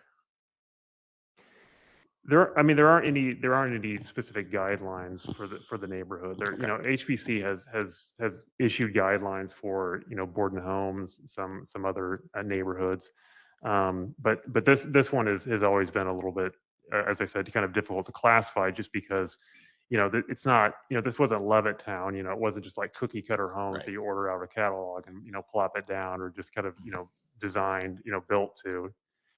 Well, like the neighborhood I even live in now in Phoenix, it's like every house looks the same, little boxes. But this was very much a reaction against that. So I'm not aware of any particular kind of guidelines related to that or trees specifically. So okay, yeah, General MB or Chair and Mr. Commissioner, Natakardi. just not very specific to the area, but character areas have like general list of the plans and typical types of plan that are accepted. So there is some reference to that we can check when they come for the design.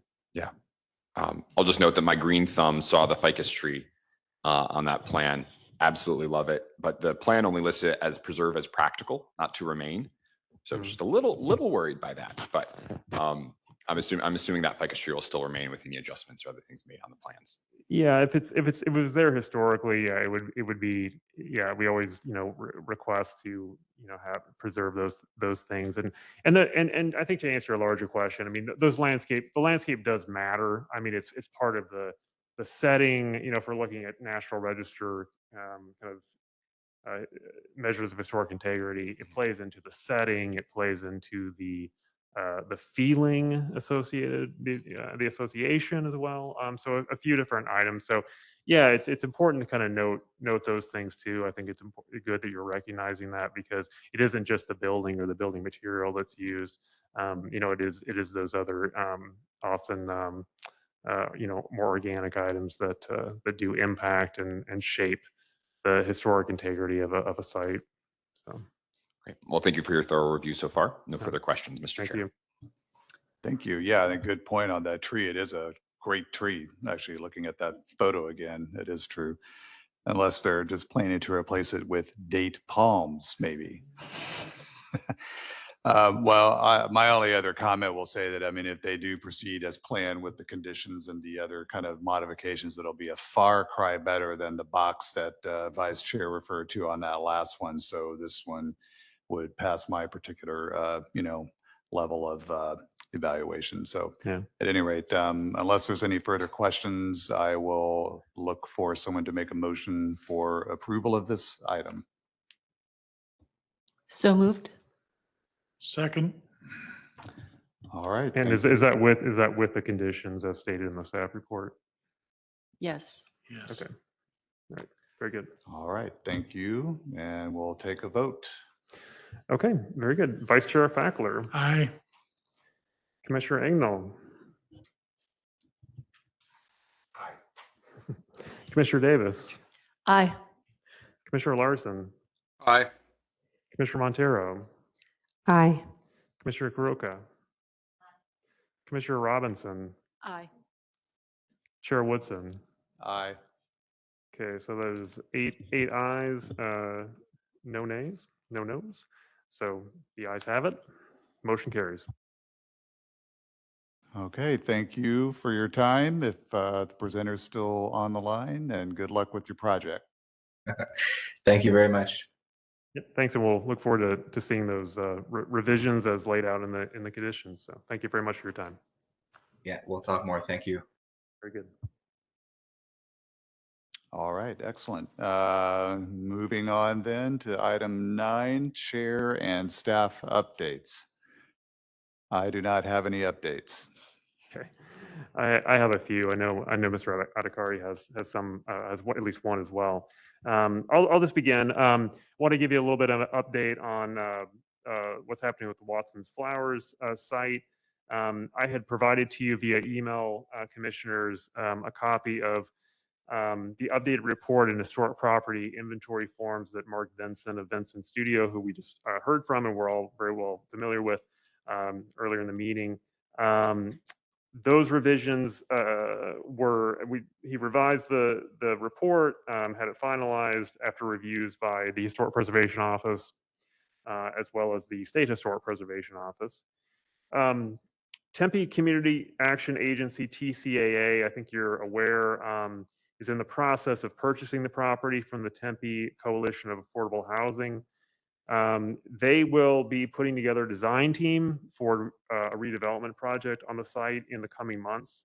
So I've had conversations with them. They've assured me that once they have a design in place, or a design team in place, I should say, and some preliminary plans for the site, they would like to present their ideas to the HPC for feedback. Now, just note again, this is a historic eligible property. HPC doesn't have kind of approval or denial power in this situation. So them coming to HPC is technically considered a courtesy, but because of your expertise and because of what the HPC is as a commission, I encourage them to come talk to you, and they were very receptive to that. Last week, and I had emailed you, and I did email you about this, clarifying today, but I just want to reiterate it. Last week, I emailed you suggesting the commission could determine whether a formal discussion item needed to be agendized for Watson's for the May meeting, but didn't realize at the time that I sent that out that because we had a religious holiday this month, we did have to push the April meeting. As you'll note, it's the third week of April, right, rather than the second week of April, which is when the meeting usually would be. And so that just meant that the deadline for the May meeting was already upon us earlier today. So I kind of had to make a decision on whether to have the May meeting or not. And since we didn't have any agenda items per se, went ahead and canceled it. So there is no May meeting. Chair Woods and I had talked a couple of weeks ago, and we had agreed that there was really kind of nothing pressing at the moment with the Watson's site. So we'll hopefully have more once that design team is in place and they have those preliminary plans set up. So that's why we're not going to see anything for May. But like I said, we should hear something from the developer. They should have something to provide to you in the next, I would hope, a couple of months, 2-3 months, here at a commission meeting. The next item is, I want to let you know Dr. that. Lecter, Oh, yeah, go ahead. just a follow-up question. Yes, With your meeting with the potential builders yes. and given the reports, the revised reports that have been done on the building, Hmm. is it your anticipation that they will seek to demolish the building? Yes. Okay. Yeah. To be honest, yeah, that is not that I would ever have these there. Not to be honest with you. Yeah, that is my my impression that they've given to me. And I think that they find in the report, kind of evident or backing to support that. Including at the state level? I'm sorry, what do you mean at the state level? The state HPO? Well, I mean, no, I understand SHPO. Yeah, I mean, the SHPO had recommended that it's National Register eligible, certainly. But I think what I'm referring to is just that the developer was kind of looking at Mr. Vinson's recommendations in the report, saying that he wasn't necessarily recommending retention for the reasons that he outlined in the report.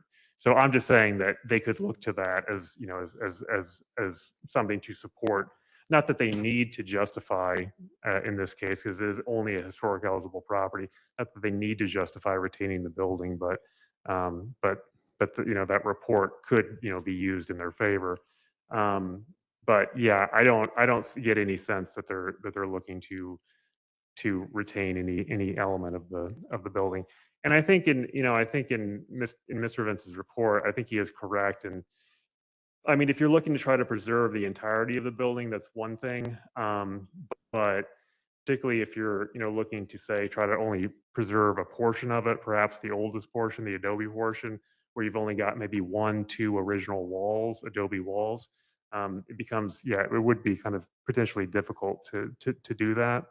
So again, I'm not making the case for demolition, mind you, but I'm just trying to kind of try to note what the impression that they have provided to me. I think at this point they're looking for kind of post commemoration options, and I don't think that they're seriously considering retaining any portion of the building. Again, though, that's something that you can certainly inquire and speak further with them about when they talk to the commission. But that's definitely my impression so far. So as far as you know, their architects or soon-to-be architects are not going to be approaching the project with taking a look at the building, another look at the building to see whether or not it could be blended with the larger project?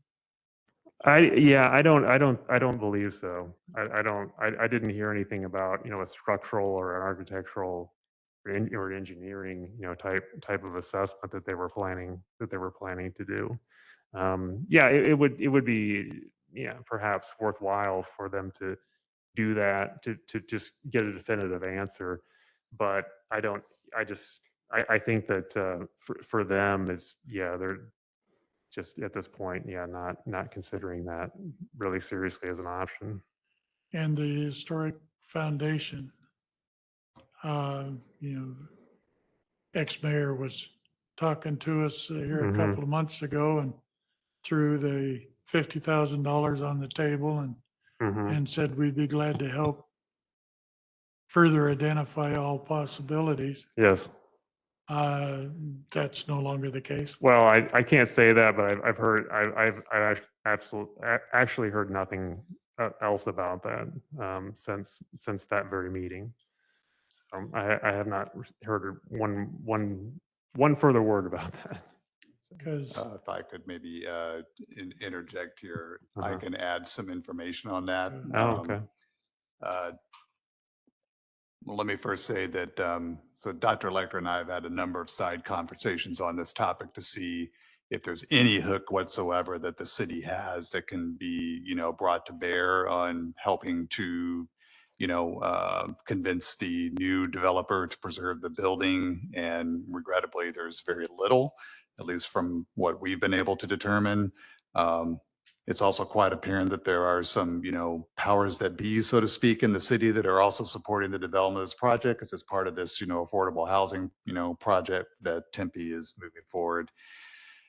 The foundation does still have an interest in it. And from my conversations with one of their representatives, they've attempted to reach out to, I think it's TCAA. I'm not exactly sure if that was the organization.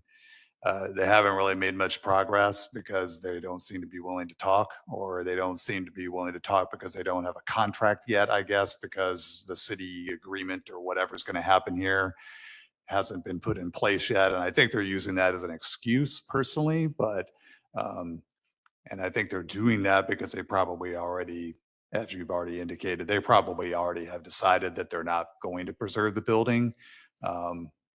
And I'd say it, but it is regrettable, but I don't know that there's really anything that we as a commission or Zachary as your office can do about that, if that is what they decide to do. And I hate to put it so bluntly because we all have been talking about this, but unless something else happens once the sale is done and the foundation is then able to step in, I do think they're still open to that, but they haven't been able to make any inroads. Okay, I appreciate that information. Yeah, and I wasn't suggesting that the foundation had kind of backed off of what they had proposed or anything. I literally just had not heard anything about it. But it's good to know that they had reached out, and I'm pleased to hear that. But yeah, Chair, I think you're right. I mean, and sometimes we there's only so many things that y'all can do as a commission, and sometimes your power is limited, you know, and you know, I understand that can be difficult sometimes, but yeah, in this case, I think you're not being blunt, just as you are being realistic about the situation. So There's only one other thing I might add, if I might. There was a news article about this project about a month or so ago. I think I shared it with you, and I don't remember if the rest of the commission got it. But it did make a sort of vague statement about that particular parcel as far as as part of the overall affordable housing project, that it would be a lower density proposed development there. And that kind of struck my mind as a little different than what we'd been told before, at least what we were led to understand. So I'm not sure if that's like a possible glimmer that there might be something different they're thinking about, but that was only about a month or 6 weeks ago when that newspaper article came out. Right. And Yeah. other than that, though, I don't really know of anything else that might suggest they've got some other different plans. Yeah, I can't unfortunately add more to that. Yeah, but yeah, I'm not sure, and I don't think they've really finalized their. I mean, I certainly know they haven't finalized their plans at this point. So whatever might have been suggested in the media could always change too. So. Any other questions about that? One follow-up. Sure. If all indications are that the building's going to come down to make way for the larger project, I, for one, on this commission, are really not interested in listening to or having a conversation with somebody who's already made up their mind and really doesn't want to talk to us about possibilities. That to me is just us legitimizing their decision, which I don't agree with. So Yeah. that's just my opinion. No, I value that, and Chair and I will talk about that. And yeah, I certainly don't want to feel like the commission is wasting its time. So I don't want to do that at all. So we'll you know, I'll try to get more sense from TCA and talk with Chair, who I do always prior to these meetings, to set the agenda. And if it's felt by the commission that it's not kind of worthwhile, you know, for them to come, then we won't agendize it. I assure you. So. Any other questions or comments? Chair, this is Commissioner Larson. Yes, proceed, Commissioner. Just real briefly, I echo the sentiment of Vice Chair Fackler that he just mentioned. And that's all I've got to say about that. Thank you. Thank you. Yeah, if there's any other developments in between now and I presume June, which is when we might have this on our agenda next, then I guess we can try to, you know, to the ability that you can provide email information updates, we could do that. Okay, very good. Okay, I'll move on to something hopefully a little less controversial, but this is the Moore Park Historic Rehabilitation. Most of you will recall approving a certificate of appropriateness request for the rehabilitation of some historic New Deal era ramadas, stone ramadas, as well as benches at Moore Park, located at 701 North Mill Avenue. That work has proceeded. It is happening and ongoing. So besides the two 1930s ramadas and benches, there's some 1950s steel ramadas that are also being rehabbed. They're being raised up and new concrete laid underneath them. So just give me an update. I'll let you know I've been meeting frequently with the construction team and fellow city staff at the park to ensure that things are going smoothly, and they seem to be so far. The WPA ramadas and benches have been mostly rehabbed at this point.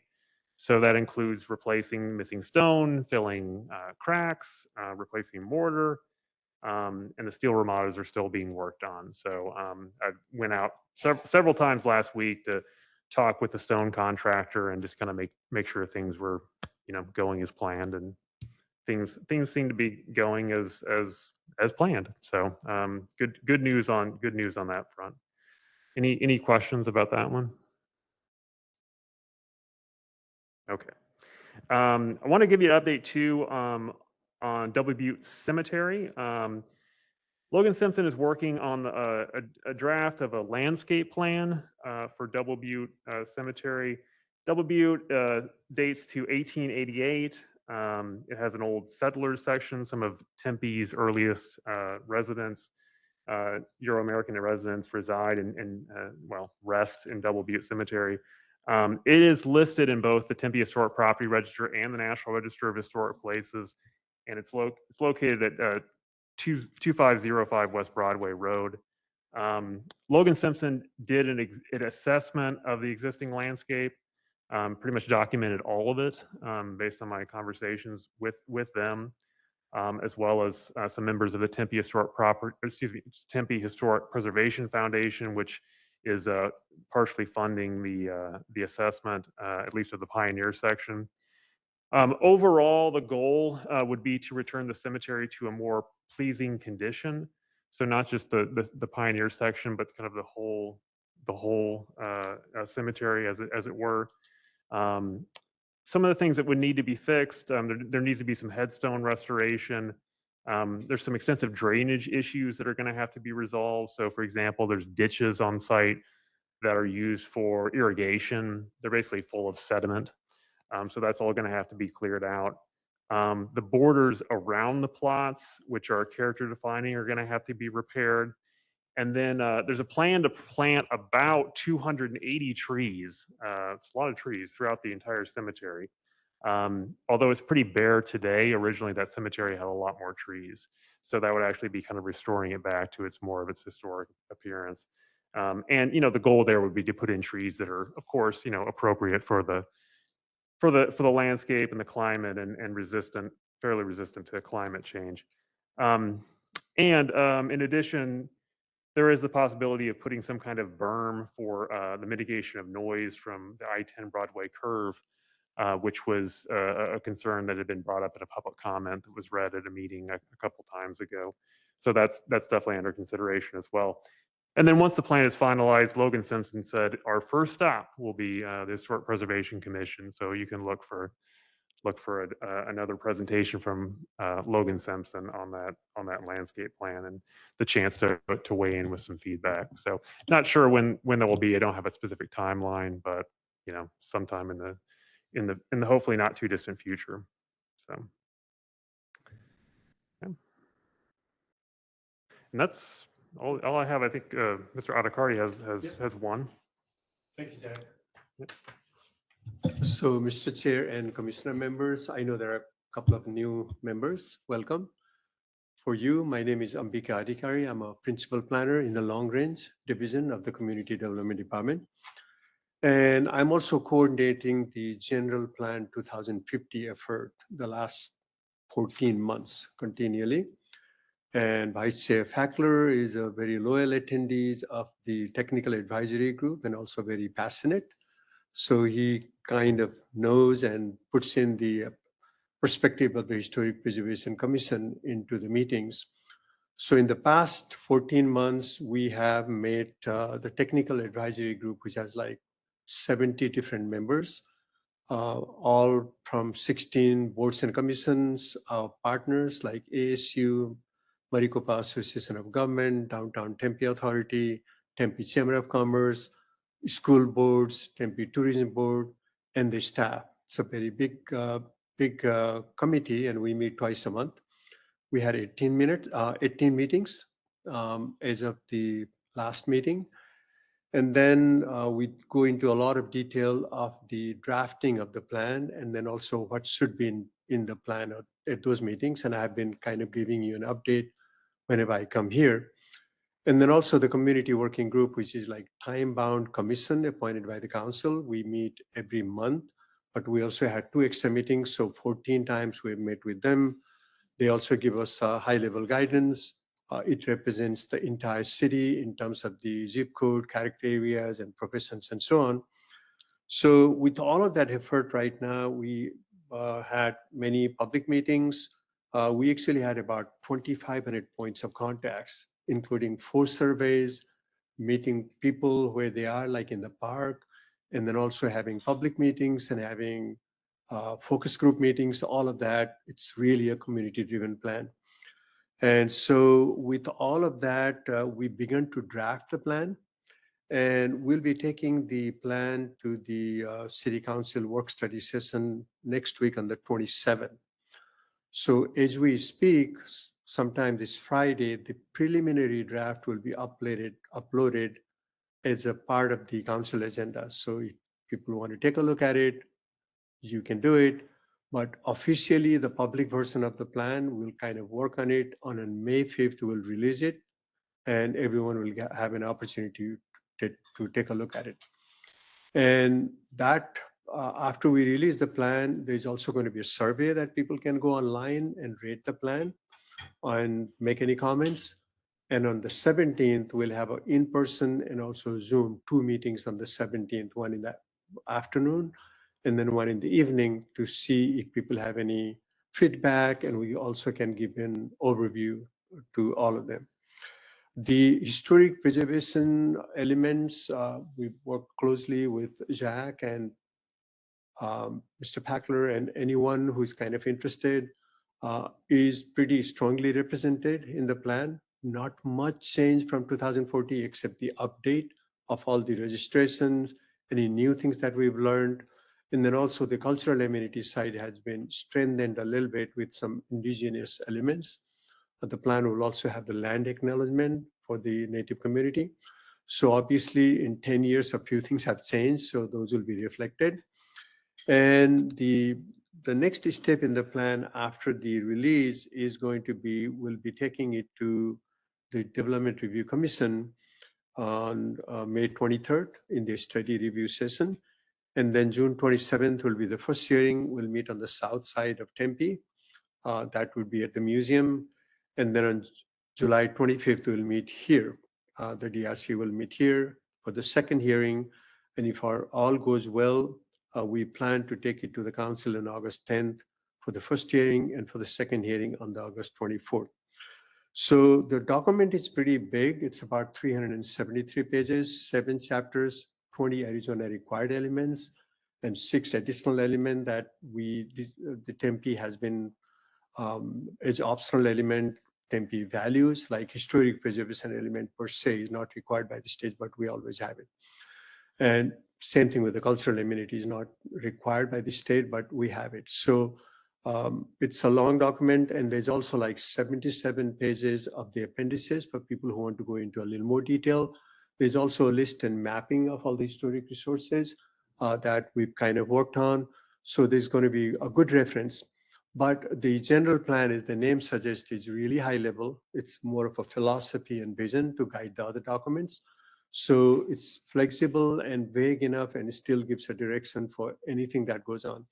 It also refers quite a bit to the historic preservation plan, and anything that comes later on, they're kind of intertwined, although the general plan informs the other plans, but the other plans are also referred to the general plan. So that's how it works. I just wanted to give that update to you very quickly. I know it's very late, but if you have any questions, you can always contact us, write to us, tell us, or tell Mr. Fackler. We meet him very often. We'll be very happy to address and reflect anything that the commission and the chair wishes into the plan. Anything, Vice Chair, you want to add? Good words about the process or whatever? It's good for everyone to be involved. Good. Well, thank you for the update. I was interested to hear about that. So I'm glad to hear that the historic preservation issues are getting their due diligence. So I look forward to seeing that. It's actually come up at numerous meetings, so I'm glad I've been on the line to discuss those matters. So yeah, people are interested in historic preservation issues for sure. Almost every meeting it comes up. It does. Yeah. It's always like historic preservation, affordable housing, shade, walkability. There are like 10 things all across. Yep. People might have different opinions on other things, but these things I think is consensus. Vice Chair. Dr. Lechner, could you give a quick update of status of Asian settlers study being done? Yeah. Thank you for mentioning that. Yeah. So as you, many of you may recall, last year, the city of Tempe, as a CLG, a certified local government, received a CLG pass-through grant. It's from the Federal Historic Preservation Fund, and passed through the SHPO and to us. Our successful proposal was for the completion of an Asian American context study for the city of Tempe. So we had gotten Commonwealth Heritage Group, which has now been absorbed by Paleo West, and operates now as a new entity who's Chronicle Heritage. Its name almost escaped me. Chronicle Heritage is now kind of completing this context study on our behalf, and they've been at it for several months. So they've done quite a bit of archival research. They've been doing some new interviews with Asian American residents of the city of Tempe, and have some more interviews I think coming up. So as they've been billing us, which as they should, they've been providing us with updates, and it seems like things are going very well.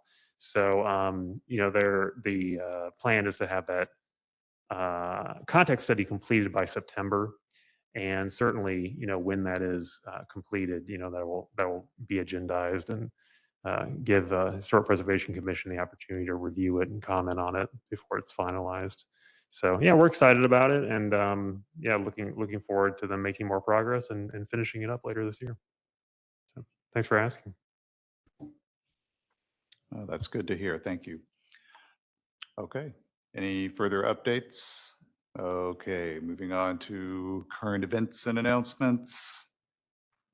Any commissioners have any announcements to share?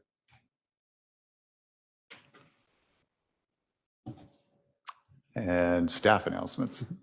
I just have one, which I think everybody has on their, and might have some people have in front of them, but yeah, so it's just reminding you of the City of Tempe Boards and Commission Appreciation Celebration. So since we're not, having a meeting in May, you can feel free to celebrate the commission at this event, which takes place again on May 19th from 5 to 7 in the evening at the Omni Tempe Hotel at ASU. So nice facility, located at 7 East University Drive. So this is an event that I think was brought back last year. I'm really glad the city decided to do that, because the HPC is one of many boards and commissions in the city, and they do such important work. And so I think that you all should are encouraged to go, and even our new members, you've done fine work so far. You've been to one meeting, you've done the job. You're encouraged to go and just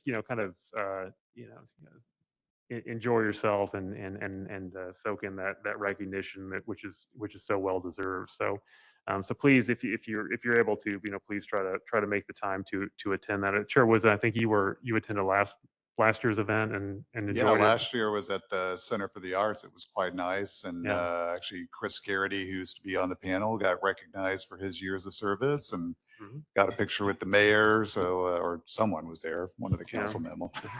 Mayor's body double or something. Yes, it's a nice event, and I think I think you would have a fine time. So even if you can just drop in for a little while, you're encouraged to do so. And thank you from me if you aren't able to attend. Thank you.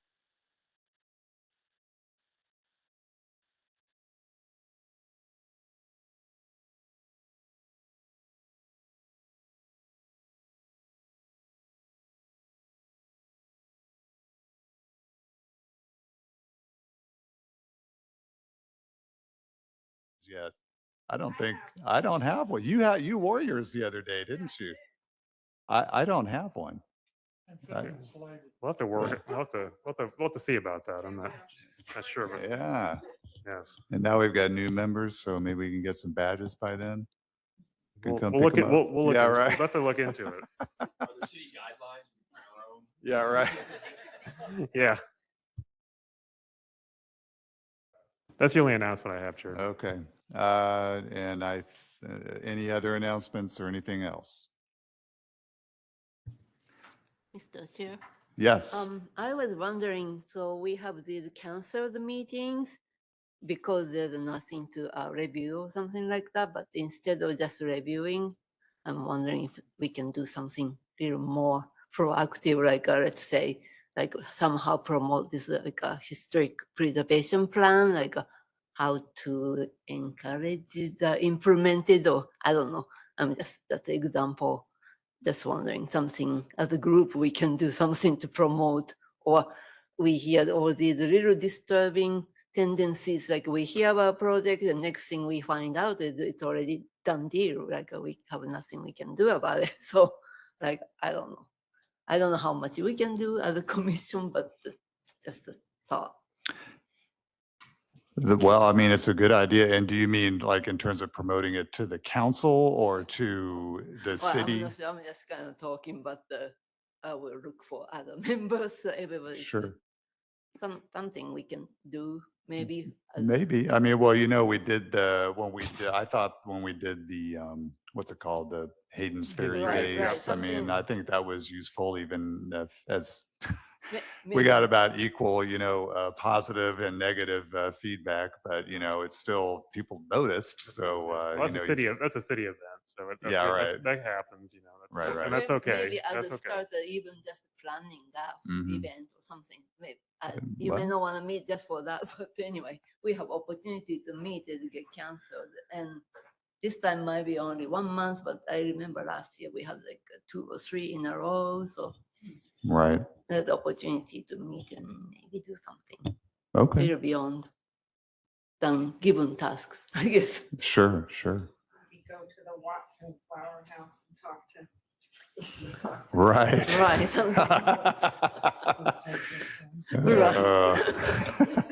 Just as long as you don't chain Zach- yourself to it, you know. Zach that's- is I think having, just- you know, some sweating going on. Mr. Chair? Just, yeah, Yes, just yes. feel free to make suggestions and we'll see what we can do. So I do have a question kind of along those same lines. Do we have, and it doesn't necessarily have to be our group, but does the city of Tempe have any kind of historic tours that they do on any kind of a regular basis post-COVID? Because it seemed like there was something that, you know, several years ago that could be done, and I don't know who sponsored it, but, you know, Yeah. neighborhood tours or Mhm. historic tours, you know. that Yeah, could it's be something of something we interest. can look into, and certainly the Tempe Historic Preservation Foundation, you know, will sometimes put on programs. So they did one kind of around Halloween time, a little after Halloween of you know, kind of a ghost tour, you know, and kind of drawing people geared around kind of downtown Tempe historic sites. I know that former Mayor Hugh Hallman has coordinated a tour of some of the Adobe homes in the area, and so you know that's something that that yeah, if you have suggestions, we'd be happy to see what we could do, yeah, Sure. to try to facilitate that. I Yeah. think it'd be a great educational opportunity, to be honest. And I think Mhm. sensitizing people, you know, oftentimes is just all about education, you Yeah. know, informing people of the value that we have in our Mhm. history. Mhm. And any way we can do that, I think is going to work to our advantage. Mhm.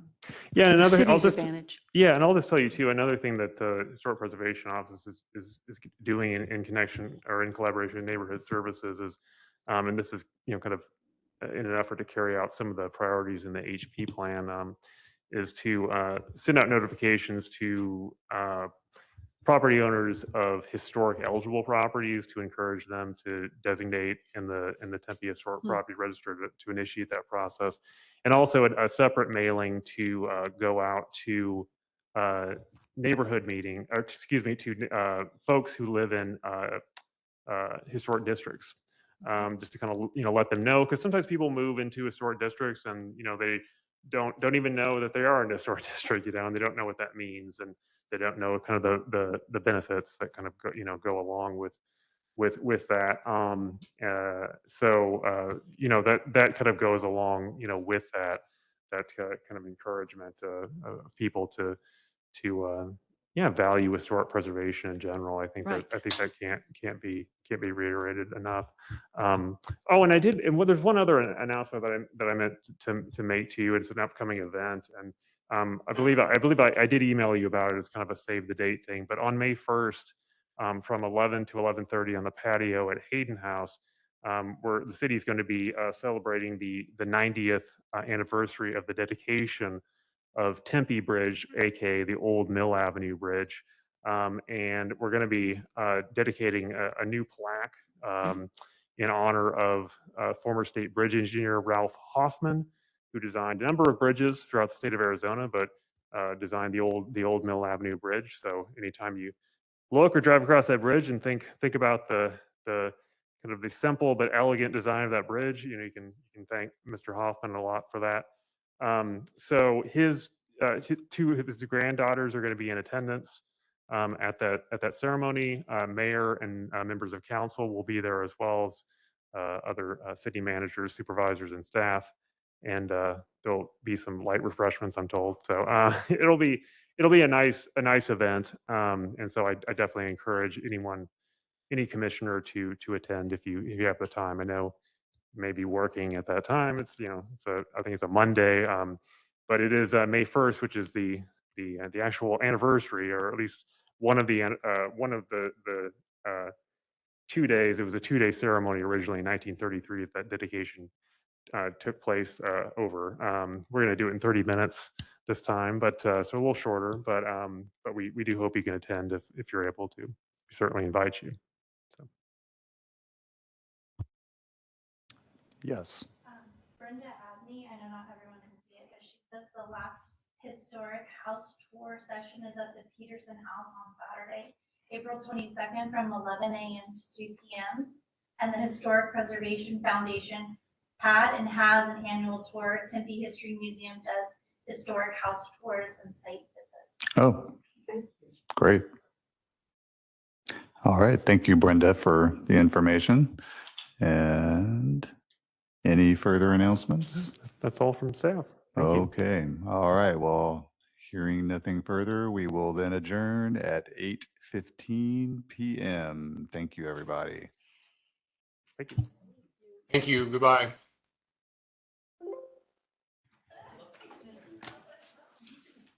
All right. You made it. How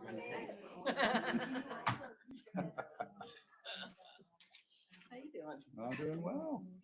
I'm doing well. And